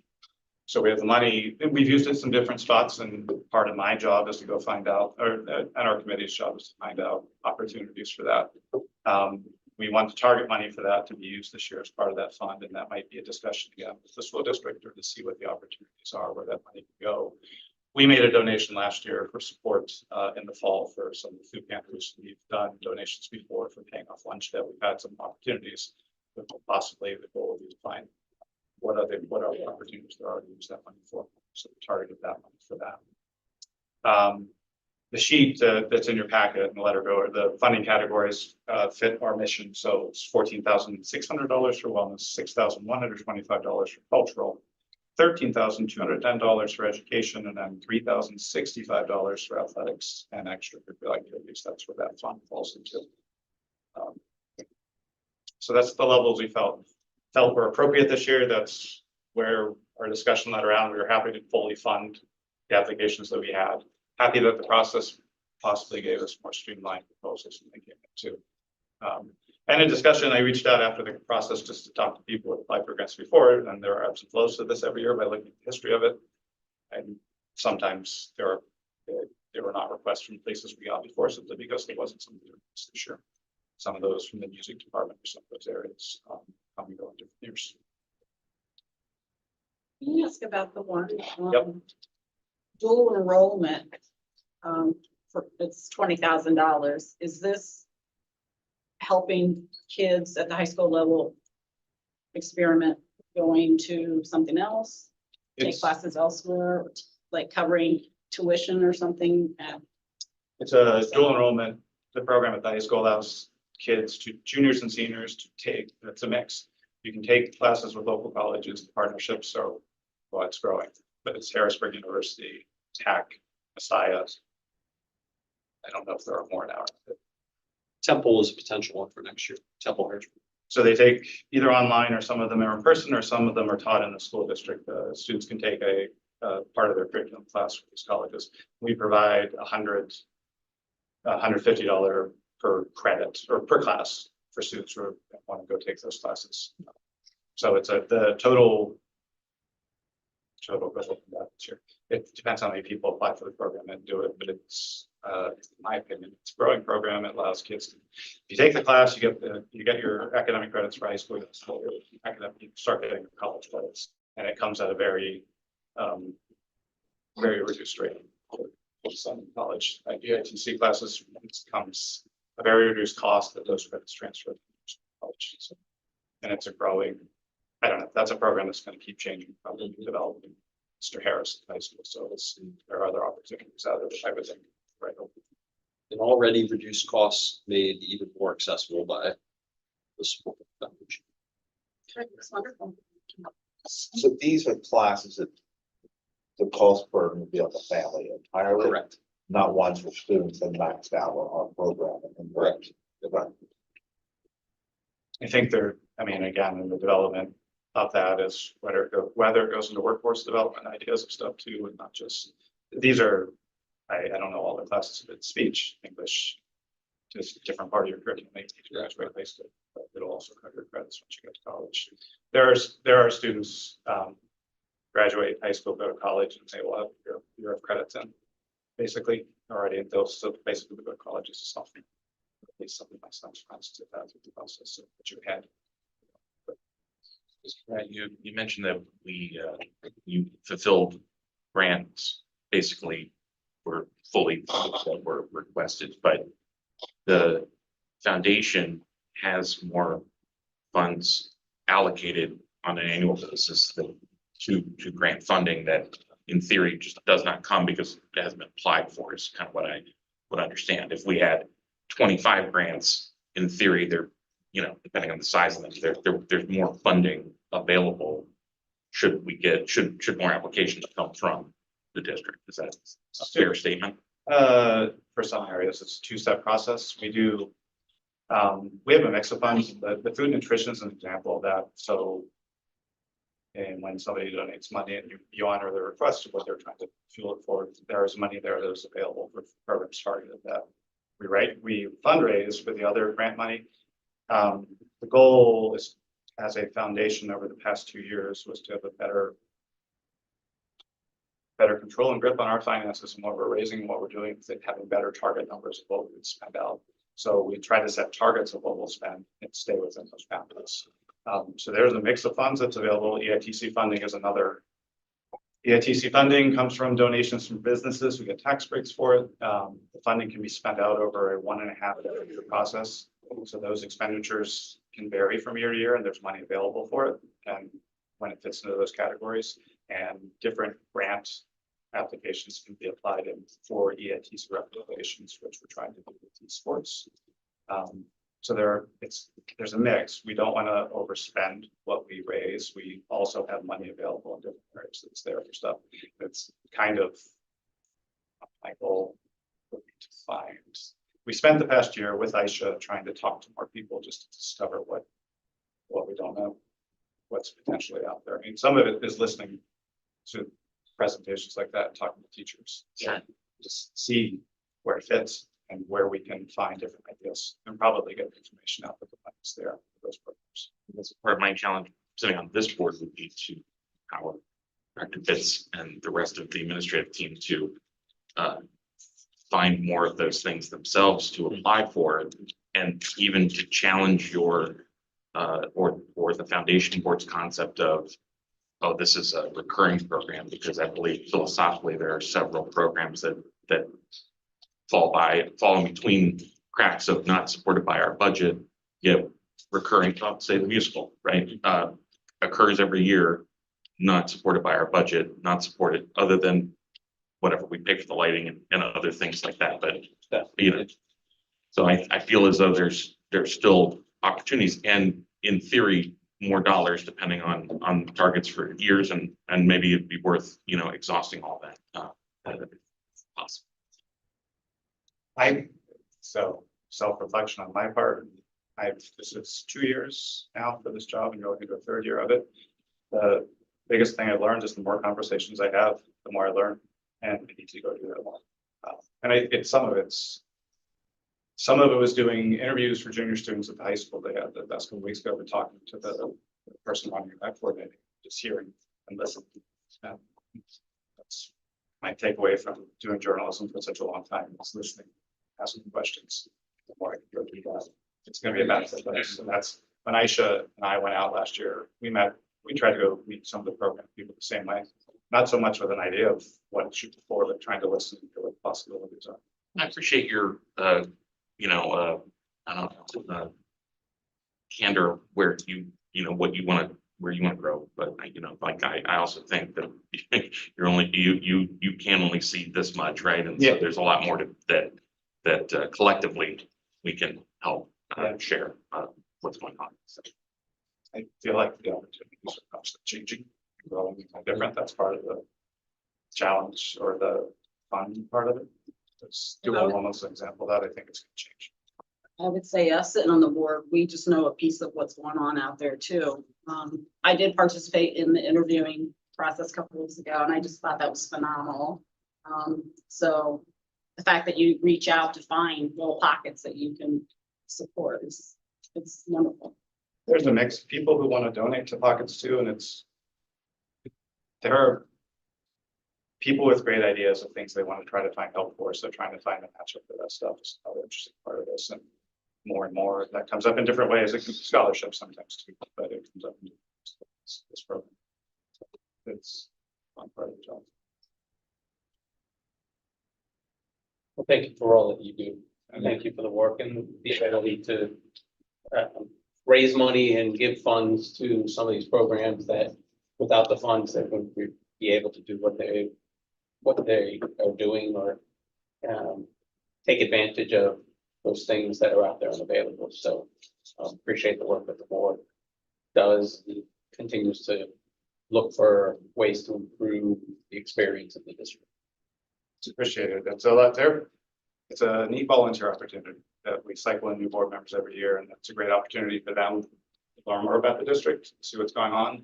And the nice part about this is when you're trying to raise money and ask for stuff, if you just listen to those teachers talk, the energy of what they do, it's neat. Whatever small part we play when we support them, stuff we do. I think it's fantastic. And there's a lot of support from different parts of this community. Always a lot of support. So. And I think, in addition to what Mr. Bradley said, and thanking you, it's also the way it brings the community together, and not just for the school, but for other aspects of the library, some of your sports things like that. The foundation actually brings everybody together into a common goal. I think that's great. I think the work you do is absolutely phenomenal. You and the entire. Thank you. This is a great school district, so very appreciative. Kids have had a chance to go through and what they are. So appreciate it on all levels. It's a neat way to get back. So Thank you. Thanks, Chef. We'll move it forward to the May 13th meeting for further review and vote. Thank you very much. Yes, thank you. Have a great rest of your day. It's 5.02 food service budget. Mr. Longwell. Thank you, Mr. Up. Ms. Barlin is here this evening to help guide us through some of the conversation. I appreciate the board's patience as we've had some great presentations already. We have a few more this evening on the docket. As it is budget season, we've worked our way through kind of the winter, culminating with a presentation of the general fund at the March meetings. But then as applicable this time of year, we always come back and follow that with the food service budget. And so at your sheets, there's a packet of papers that you can use. You can put that there, they're hole punched. You can put them in your budget binders. But we'll step through some key assumptions and pull out a few things for the school board as we look forward to the 2025 to 2026 school year, focusing on the food service budget. So I'll begin and just by sharing maybe some context here for the board. The food service budget is unique in that the general fund, it's separate from the general fund, separate interest things, right? And so In the accounting world, they call a food service fund an enterprise fund. It's like a business type fund, different than a governmental fund, which is the general fund. A business type fund is supported really through charges for services and grants and things of that nature. And so unique in that we're trying to manage the inflows, those revenues against the outflows and see where's that just right spot in terms of the annual results. I want to just take a moment to recognize Ms. Marlin's efforts. Food service director extraordinaire. Many school districts' food service funds are actually getting contributions from the general fund to help balance their budgets. I think in our district, we're probably more in the minority of the food service fund is paying back some overhead costs to the general fund. So in other words, costs that the general fund is incurring, food service fund is able to, because of its operations, also pay some of that monies back to the general. So with that said, we'll jump into the food service budget. I'll let Ms. Marlin kind of walk through some of the budget assumptions, and I'll supplement those efforts, and we'll kind of tag team through the picture. So thanks for having me tonight. You do have the assumptions in front of you, so I'm going to be brief with a couple of just things to point out. Is the budget does not reflect an increase in meal prices. As far as revenue, meal counts as traditionally are based on enrollment and an attendance factor and assumed rate of participation. The expenditures, majority of the increase of 11% is due to rising rates, trends in claims and benefits to proportionate the salary increases. So, as Mr. Longwell pointed out, we are using a IDC, the indirect cost calculation, which is that is basically that amount that food service will be contributing toward the general fund. I think when you look at the federal programs in the general fund, one of the many compliance requirements is around federal dollars. And so in the general fund, we've got that 1%. If board members, all of the compliance requirements come along with that. Terry lives in that very same world in the food service world where it's very compliance heavy and all kinds of special rules and regulations. I think the other thing I wanted to mention just quickly is that IDC is the indirect cost calculation that I referred to earlier. The state does allow you to charge back a certain percentage of costs that the general fund might incur. A lot of school districts don't have the ability to charge that rate back, but in this case we do, and so it is factored into the budget here before you.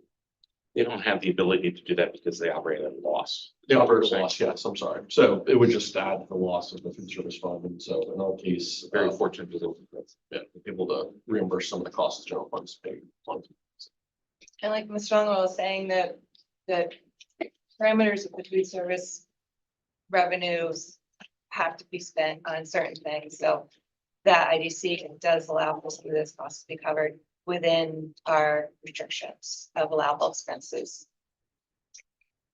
The other thing I wanted to point out, I think the revenue and expenditures there are before you, some of the key assumptions from a salary perspective and a leadership perspective. We're also looking at a recommendation to adjust. So right now we have Ms. Marlin as our food service director, and then we have two coordinators beneath her. That one helps more with, I'll say, the business side of things, if you will, like the monthly planning and all those things. And then the other works more, helps support obviously the behind the scenes, but also is out in the cafeterias and from a leadership perspective, that role has evolved enough where we would see that coordinator position being adjusted to more of an administrative role. So that's something, obviously we've taken into account here as part of the budget process, but another factor there is we're looking forward to the leadership structure of the food service department. I mean, you're not gonna be here like another 25 years, like Mr. Degrassi? Probably not 10. Probably not 5. Open for 5, maybe. I asked for So you know. 25. Yeah. How long are you staying, Tracy?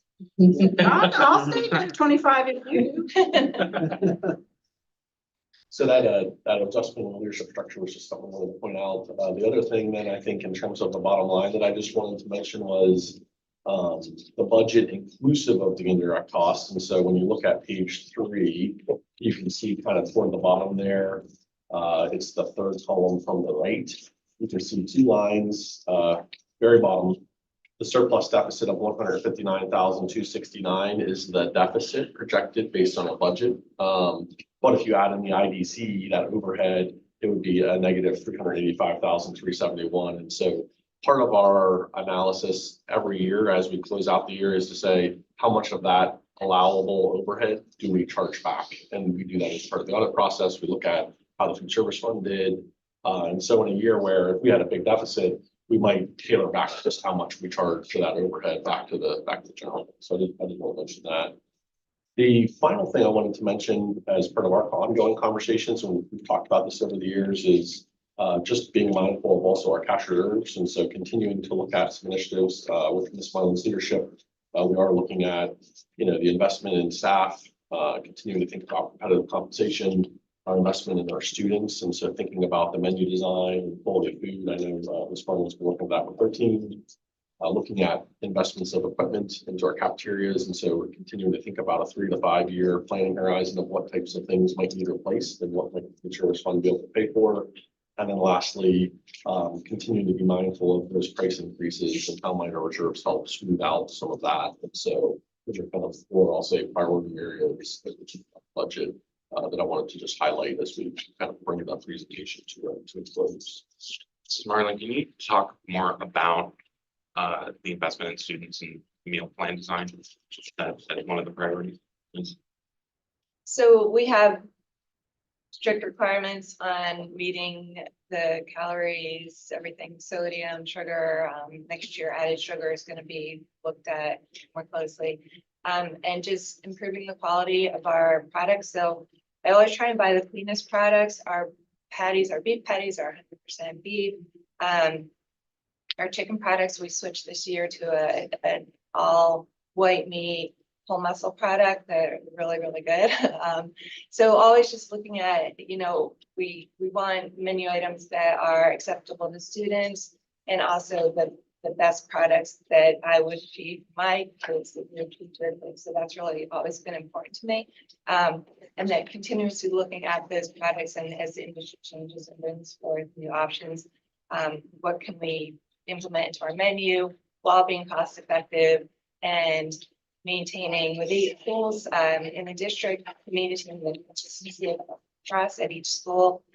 So being on a menu cycle is important. That way we can take advantage of bulk purchasing options through our co-op that we're with.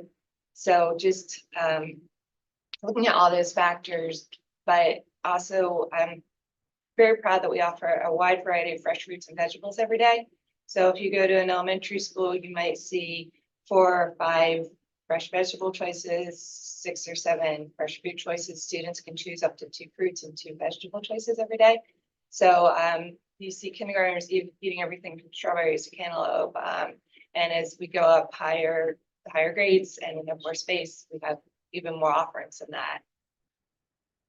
Is there a thought about, we've heard anecdotally about things that we've been doing to help with some of the minority communities? Is there some things that be more systemic with that? And I don't even just mean the cultural minority, but I would say like, gluten free or, some just smaller populations of students that can be, again, kind of more integrated into the menu, or maybe is, and I'm just, can you speak about that? Yeah, so we do provide kind of on a as requested basis, gluten-free rolls for students. So if they want a burger, we will provide that on a gluten-free roll. For allergies and gluten-free, we do always have a menu option available. Our Go-Yo lunch, which is our yogurt, our cheese stick, and our Tostitos. That's popular elementary level. That is gluten-free, vegetarian. We have vegetarian. Our Wildcat peanut butter and jelly every day. So we do look at those populations. As far as the hollow products, there are some becoming more commercially available. We haven't gotten into that yet, but that's something that we're keeping an eye on. Thanks. I wanted to ask these because we only see once a year. I don't know when else to kind of ask these kind of questions. So I know this isn't quite like a policy level, but, we're Absolutely. investigating. Thanks. I just wanted to note that as of last year, 2023 through 2024, we're just about at the least amount of money that we're charging for each of the meals over the surrounding school districts, which is amazing. So the fact that we're not raising any prices this year, for next year, I think we're gonna still be at the bottom of the pile there, or the bottom of the list. So I think that's commendable on your part, for sure. Thank you, Ms. Moore. I'm glad you pointed that out. I'd be remiss if I didn't. That was the last page in the packet, and so we always do for the board a comparison of the local, especially the Cumberland County school districts, and we order at high to low in terms of what the prices are. A good signal about where things stand. It's great. And I probably ought to ask you this every single year, but like percentage of kids that are free or reduced, lunches, do you have a roundabout? I do. I think as of March 27th, our total percent economically disadvantaged is 37.67%. That's our free and reduced percentage. That really hasn't changed. I thought it was going to be higher, actually, because We're actually above 40%, and then some of the direct certification has changed a little bit, so it's probably fair to say that we're still above 40%, but there's families that need some of what they need to do, which improved number, but we know that the need is still there. Is there time on some of may apply late or? They can apply at any time. So you can apply at any time. So what Dr. Biz is referring to is some of the COVID Medicaid things that were in place. So if you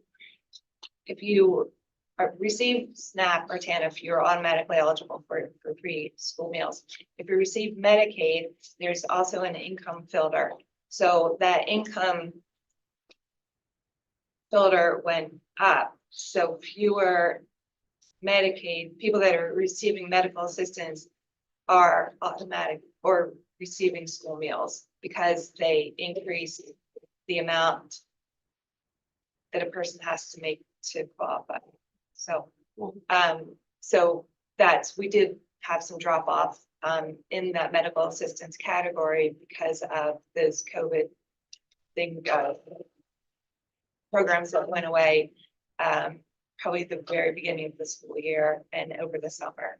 That's a good example of, because of the families that were coming through directly certified because of their participation in those programs, there is a little bit of that gap that we've been looking at to say, how do we reach those families that are not coming through direct certification and they're maybe not filling out the paper application? We know they're still in the system, which is to Dr. Bitz's point, why there is some discrepancy in the percentage, and we know that we've got to continue to think about that.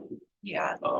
We're having conversations. And we do, so your eligibility from this school year will carry over to the first 30 days of next school year. And we did see that drop off, and this family's not applying on an income application, which I think they would bet. So one thing that we are working with registration and the testing of new families of language is the person doing that testing will make sure that they have the information about applying for the school meal program. So we're trying to be proactive with that instead of getting the letter and saying you're no longer on the program, trying to be proactive and identify those families. I think this is where it's the school's response. I know there's some programs that we rely on parents and families to participate in something to get a service. I think this is where we as a school district, I feel very strongly about this, that we actively pursue closing those gaps. And, for obvious reasons, no child should be hungry in those school districts, not zero. The number should be zero. Have we seen a drop off have we seen a meaningful change in meals served, or, the measurement that we've used for this? Some decrease in participation. High school, because of high school students, especially juniors and seniors, may not always be in school for a full school day. So we have seen some drop off at the high school. I do feel that part of the drop off is because of the economic situation where a family who's a paid family might have been funding these meals every day, and now they're funding them a couple of times a week. Yeah, so we have to. We, Agreement with you. I was just we curious. have to do something about it. I mean, I know I'm looking at you, but you're the superintendent. We have to do something about it. Like it's unacceptable. I mean, and I know you are, and I'm not saying that. I'm getting eyes. My ears, just the thought of a child. And we never deny a meal to a That student. was my next question. But so we are seeing that being reflected in our negative balance amount. So that's something that we can thankfully right now absorb through donations. So that balance cannot be carried over into from the food service budget. It can be carried 1 year, but after the next year it has to be dissolved. So we do have very generous families that make donations. Students leaving the district will have $5, $6, $7 in their account. They'll donate it back. So right now we have enough in those donations to cover this year's negative balances. And there are some other opportunities available to look at that. No, I agree. I agree in private donations. That's fine. But I'm also saying it's our responsibility to feed children. Well, my not so secret dream is still that we go back to free lunches for everybody, and it's not an issue. Right. Free. And free breakfast was huge, and it is on the legislation in Pennsylvania to keep that kind of alive. So no movement right now. Do we have the free lunch? Is it lunch over summers?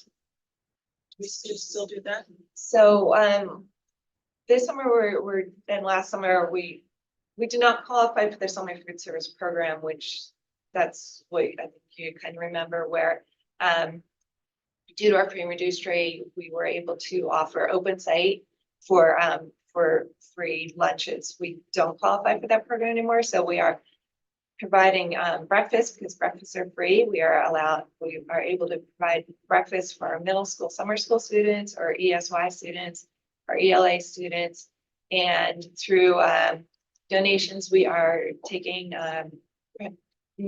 lunch meals to the summer playground participants at the now 4 parks this summer on varying days to still provide those students lunches. So those students get lunches.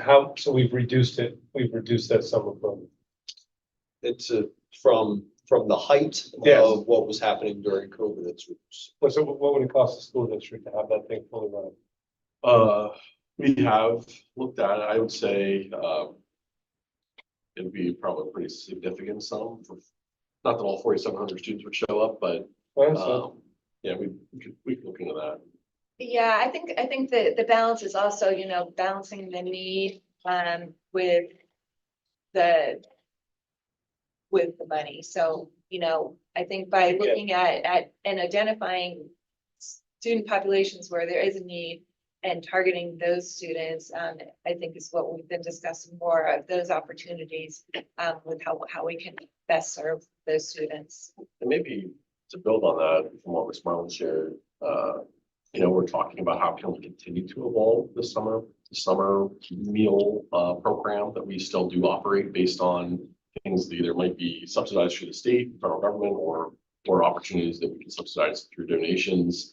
I think that targeted approach, our goal really is how can we reach the neediest families, right? And I think that's part of the conversation around the playground program is how can that continue to evolve? And we're talking about that with Food and Security Committee, and I know Ms. Marlin talked about, can we build on that a little bit more with, could the social workers or guidance counselors give us some inside scoop on where some families that might have some need and how can we help them in the summer? And I know we've had those conversations. So I think target approach to scale it up, maybe said another way, to scale it up and offer just an open site, the cost of that might be prohibitive just because it's not just our students. When we were running the open site, we had Cumberland Valley families coming and, there was no mechanism to like filter out, or what we wanted to at the time because it was complicated. I think the spirit of your question. Yeah, you know what I'm saying. Is how can we maximize the effectiveness? Mr. There Bingham is. has a. Well, there is, to speak to Mr. Longwell, you mentioned it quickly there, but he's leading a committee called the Food and Security Committee that involves student services, it involves food service to be able to talk about calls recreation, to be able to talk about how can we maximize the things that we do, whether we're talking about summer programming, whether we're talking about the food banks that we do have, one at elementary, one at middle, one at high school. How can we maximize the effectiveness? Because I think we can still do better than what we're doing. But we did answer the question that if a student is in school, we don't turn kids away from. Correct. Yes. Is there a possibility to have a line item if there is a negative number to meet students? So it's, how do we communicate that this is a need to potential businesses and donors? That's just something, I know that there's donors just come and say we want to have money, but if it's a negative 15,000, negative 50,000, what is that number? I think we've had a pretty good history of some recurring donors that year after year have come through and said, take care of all the negative meal balances this year. And I think every year for a while, we've had enough folks that have come through with that desire that it's taken care of all of them. It largely accumulates during the year and depending on those funds were able to zero it out. As Ms. Marlin shared, if there was for some reason a balance, we'd have to talk about, can't keep it in the food service fund for long periods of time. So that was a change they made. You don't want to hold it anyway. Yes. Yeah. Very good. Any questions? As always, thank you for the great job you and your staff do. Thank you. You truly do. Thank you. And item 5.03, overview of PSBA salary study. Mr. Long.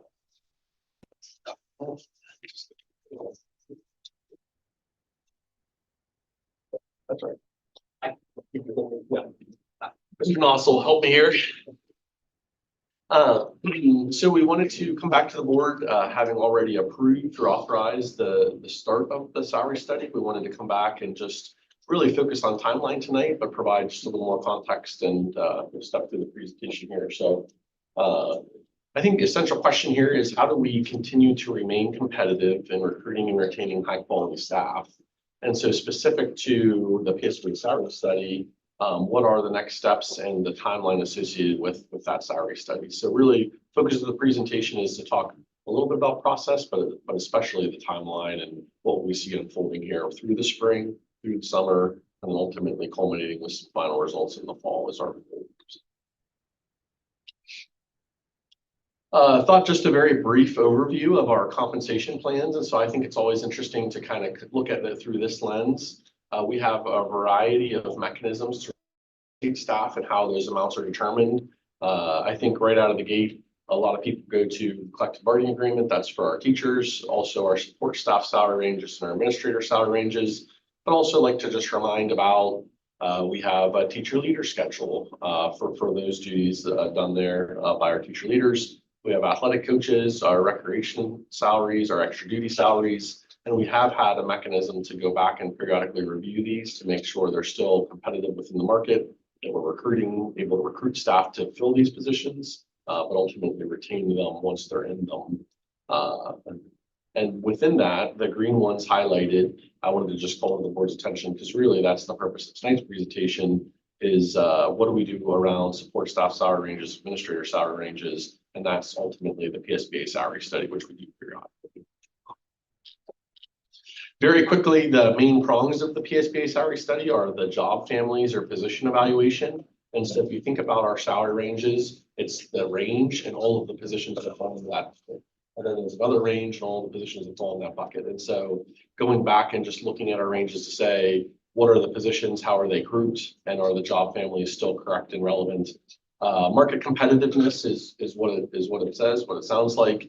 Once we have the ranges created with PSBA, then going back and looking at our peers to say, where are we within the marketplace and where do we want to be in terms of our proposed salary ranges, knowing that we do want to be able to recruit good talent, but retain it as well. And where's that just right spot in terms of a salary range and a recommendation from PSBA. And then finally, internal equity is what I would like to say kind of some proportionality within your scales. And so when you look at your ranges, not all jobs, no two jobs are the same, right? No two ranges are the same. but there should be some proportionality between among your ranges. And so when you look at our administrator ranges, or you look at our support staff ranges, what is that proportionality in the internal equity? Knowing that there should be some relationship there between the ranges and what's asked of those individuals. Really the kind of the meat and potatoes here of tonight's presentation for PSBA, knowing that there's more in-depth conversations to come, was just to unpack a little bit of the timeline for the board here now that we have authorized the salary study. And so internally, we'll be working through the spring and summer to conduct the PSBA salary study. In other words, gathering data for PSBA, interacting with them on what our salary ranges are, looking at job descriptions, really taking the deep dive on that data analysis. Ultimately, that will culminate with PSBA's recommendations or the salary study results being presented to the school board. So that would probably be the next touch point where we are coming back to the school board to present those final results. Once those results have been presented, then we would move forward with recommendations around our updated salary ranges for 26-27, knowing that once we implement those salary ranges, then we need to go back and look at the individuals within the ranges to see where everybody's placed. And, do we need to have individual adjustments based on those recommendations from PSBA? And if there are individual employee adjustments, we would be preparing proposals for the board to be looked at as part of that November timeline. Ultimately, then that all culminates with budget timeline, so that if we are looking at the salary study, final results from the study, we're updating our salary ranges, we're saying, what does that mean for the employees within those ranges? Then there's the conversation around the budget. How does that get incorporated into our budget process for the upcoming year for 26-27?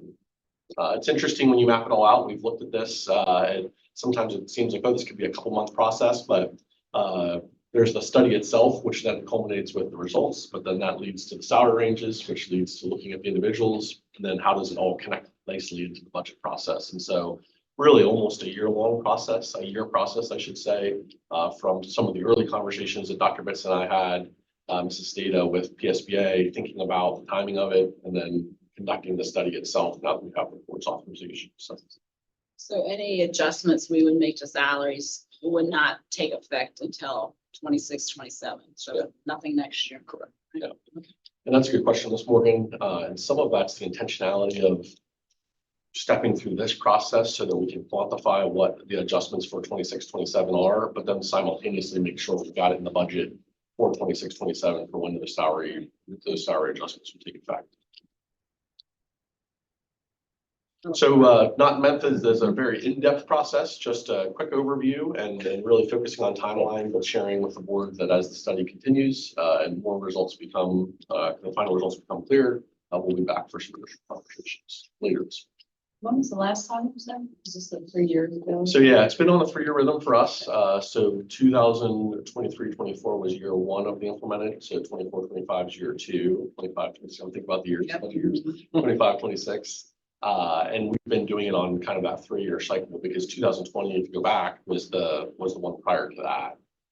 And from a board's perspective, we've talked about that being like a 3 to 5 year rhythm based on what's going on in the market. And so as we talk to PSBA, that's part of the conversation to say, is it about time to do it based on that 3-year rhythm, or is it a 4-year cycle or a 5-year cycle? But we always try to do it within that 3 to 5 year rhythm, just because you don't want to wait too long, because then employees start to lag behind, need bigger adjustments, and you start to fall out of that kind of market competitiveness piece of it. So we did that one time and it went far too long. yes, It's much easier to do it on a break. you're right. Maintaining a pace and a frequency helps us. Absolutely. Any other questions? Move on to item 8, policy. Item 8.01. So I see that. I told you. We'll move on to item 6, facilities. Item 6.01, refinish gymnasium floor MMS. Scrolled up too far. Well, you did say you're getting over. I know, and it's late. So I think this is a pretty quick one. Dr. Bitz and I'll just tag team it here. And if there's any very technical questions, Mr. Federoff is here in Mr. Hoffman's stead. So Mr. Federoff being, as you know, our assistant facilities director, Mr. Hoffman was unable to join us this evening. But because of the good work the facilities department's already done, I think they've kind of put a bow tie on this, and I think it's easy enough to kind of walk through the proposal here from my perspective. So as the board recalls, every January, February timeframe, we come with a list of capital reserve fund items, really largely summer projects. On that was the middle school gym floor refinishing. And so as we step through that and think about this coming summer for the middle school, we already are going to be working on the stair tower, the HVAC as part of the middle school project. We have an auditorium lighting project. And because of the timing of all of that, facilities was saying, if we're going to take the building offline, it would be a good time to do the gym floor. And the other reason it's a good time to do the gym floor is the floor is original to the building, which was around 01 or 02, I believe. So it's about 23, 24 years old, give or take. It's crazy to say that. My son moved, was the first class to go over there at Christmas time.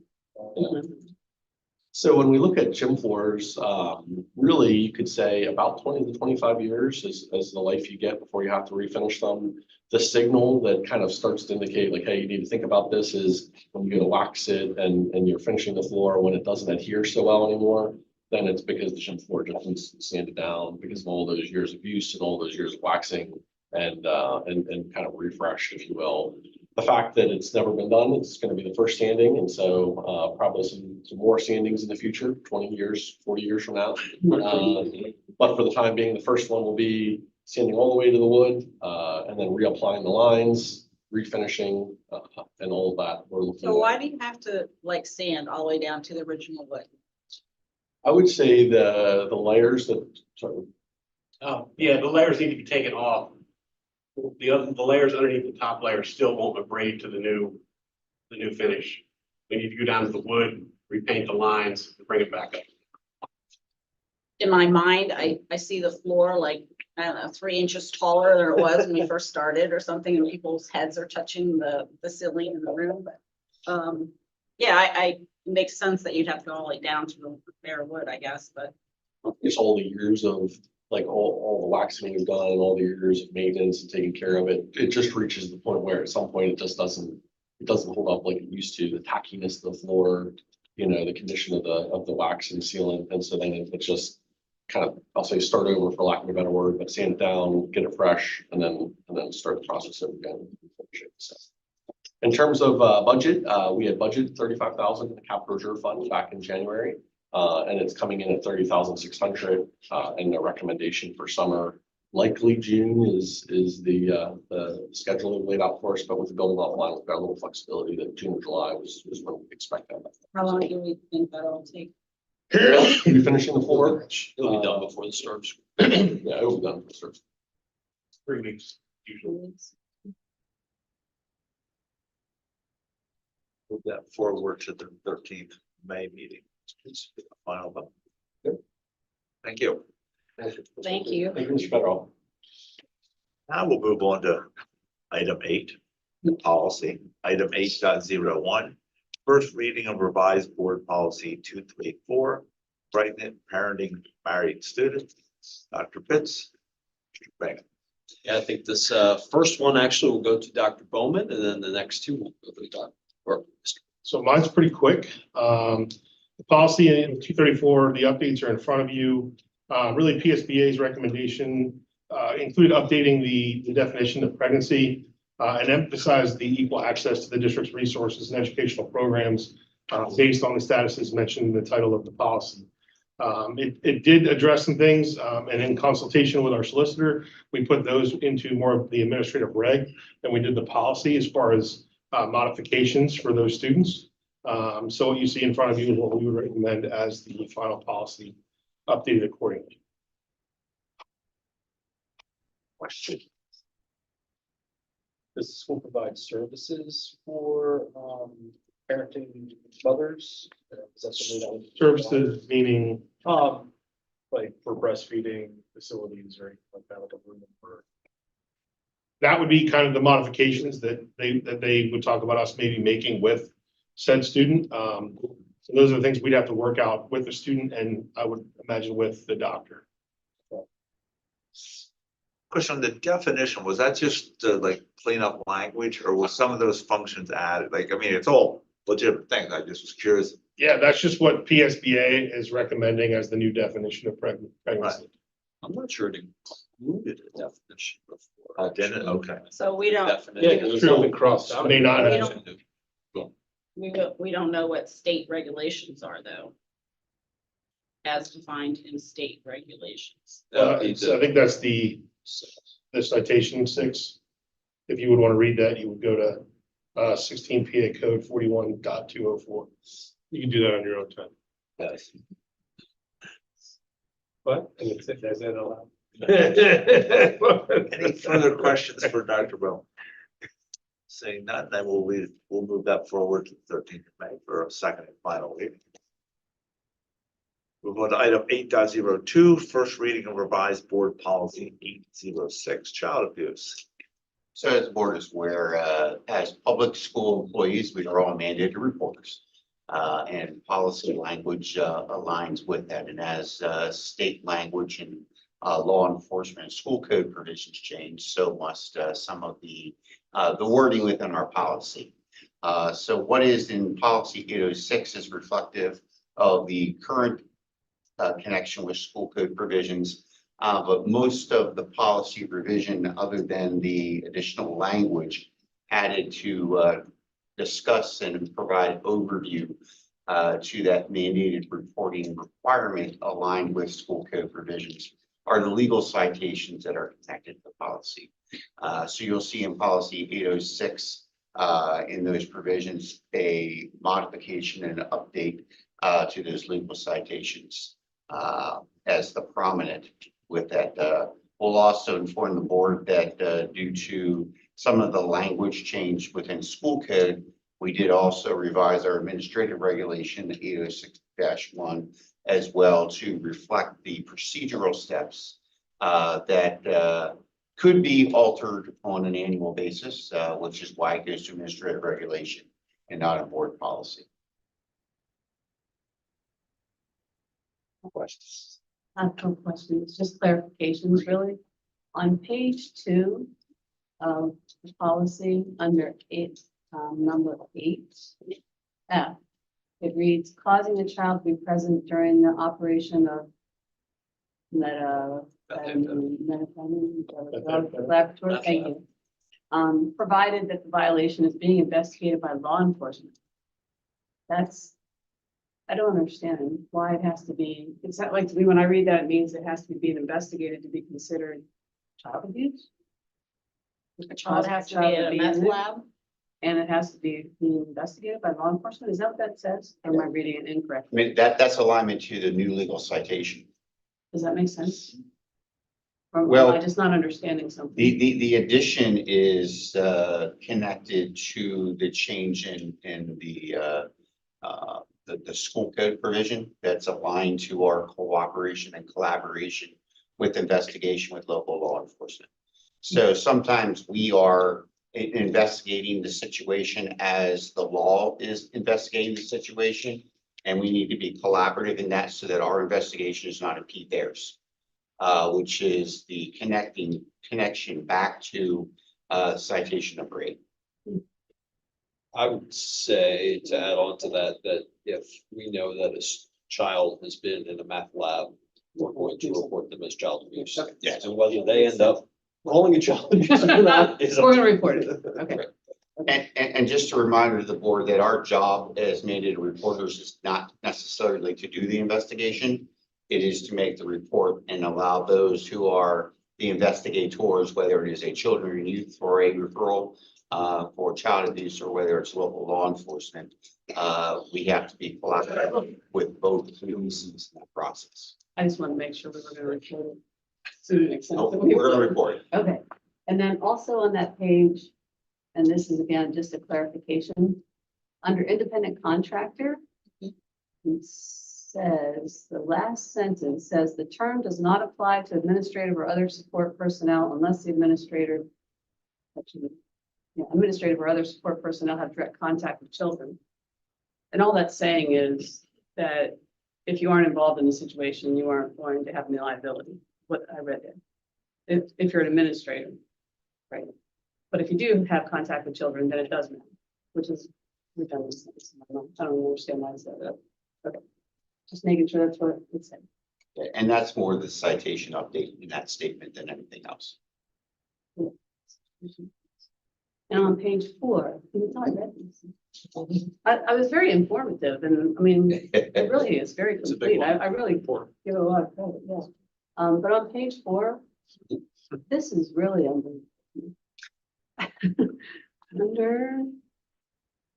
okay, the last paragraph on that page says the conduct described above does not include consensual activities between a child who is 14 years of age or older and another person who is 14 years of age or older and whose age is within 4 years of the child's age. And this is talking about what sexual abuse can be, I think, describing it and people involved. So if there are 2 14-year-olds, we're not going to call it sexual abuse. Or if we have a 14-year-old and an 18-year-old, we're not going to call it sexual, not us. I understand it's probably policy, but that's how I read that. And one that makes me a little nervous is the 14 to 18-year-old difference.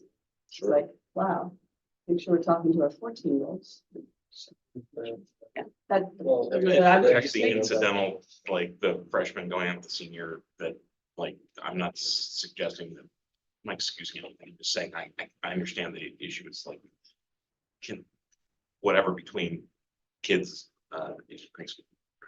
I would add that, according to the definitions above, they have adult and child. And Right. child as being under 18 years of age. So I read that as if there's a 17-year-old and a 14-year-old, it's an 18-year-old, and then we have the adult situation.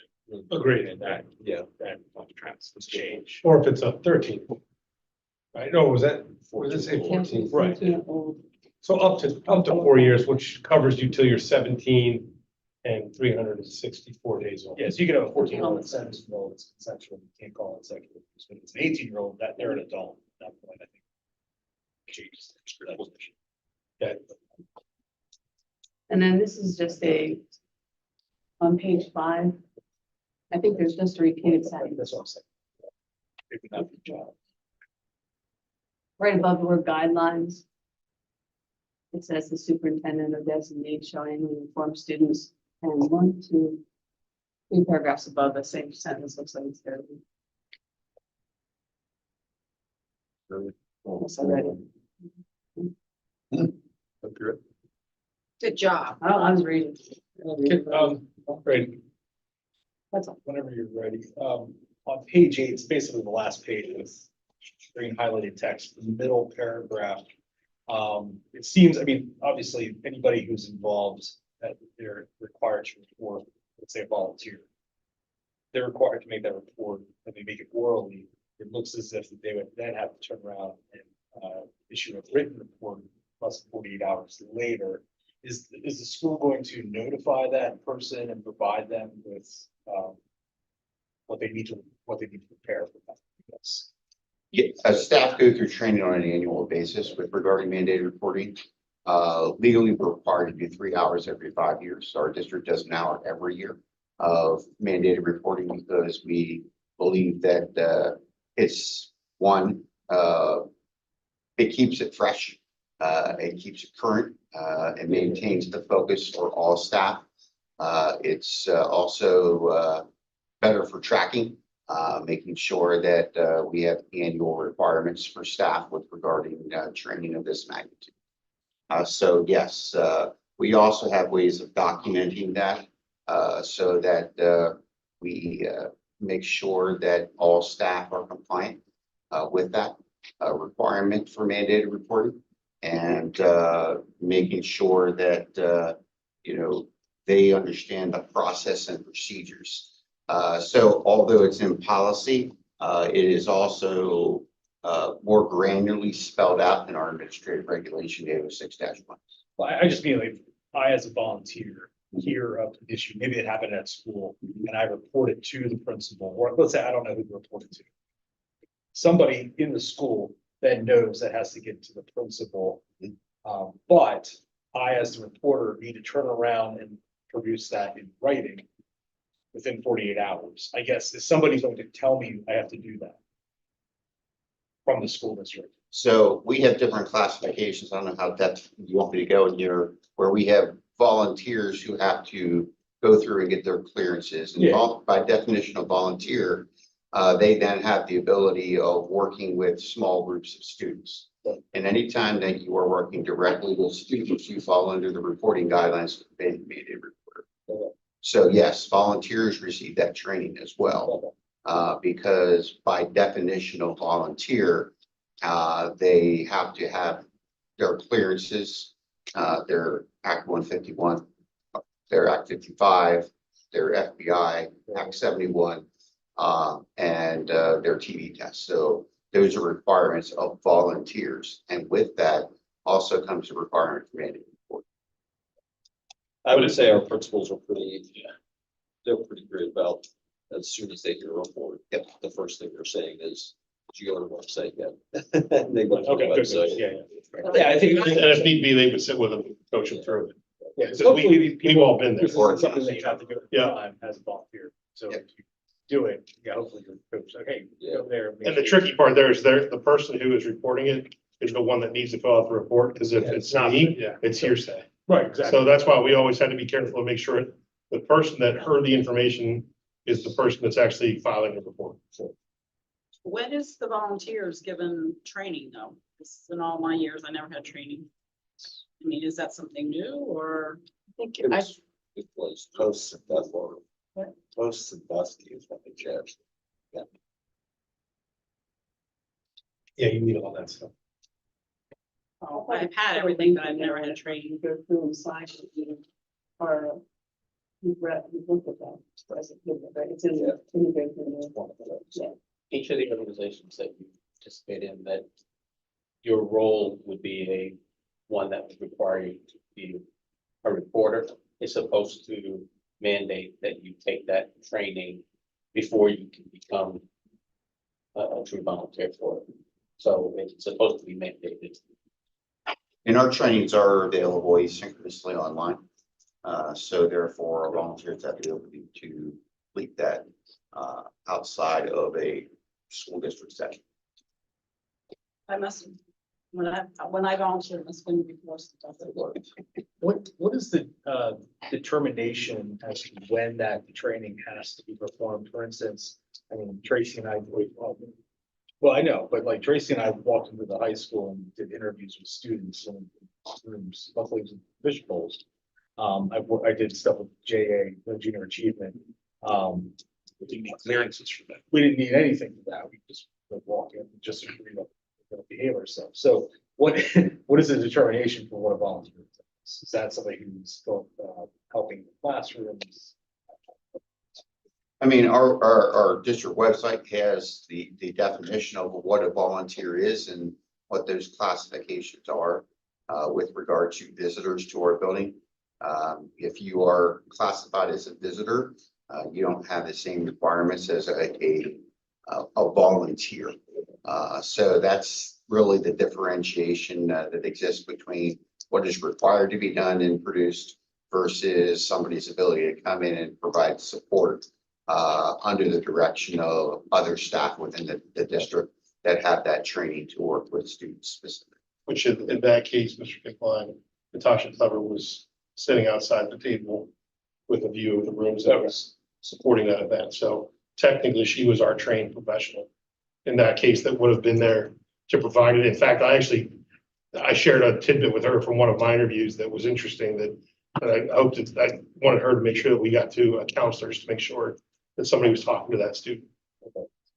Yeah, I think that was kind of what it seemed like, is that there was staff involved and constantly present in that case. So, thank you. So I will have to say, I've been going on Fridays lately to Cat Cafe. I've been going to Cat Cafe with some lady some girl that works at the high school. A lady, I have to call her a lady, some girl that works with Cat. And the first time I went, I did not have my school board badge and I had to go through the sign-in process and very diligent on making sure that, they went through and it was the check and, the certification and all the background check and everything. And I was thinking, wow, okay, I'm digging up my school board idea last night, so I don't have to go through that, but I was very impressed with that whole process that was involved in that. So it was just kind of seeing it actually happen, as opposed to hearing that this is what people go through, and I had to go in and get all that stuff. So Was that the kiosk at the high school? Because that was cool.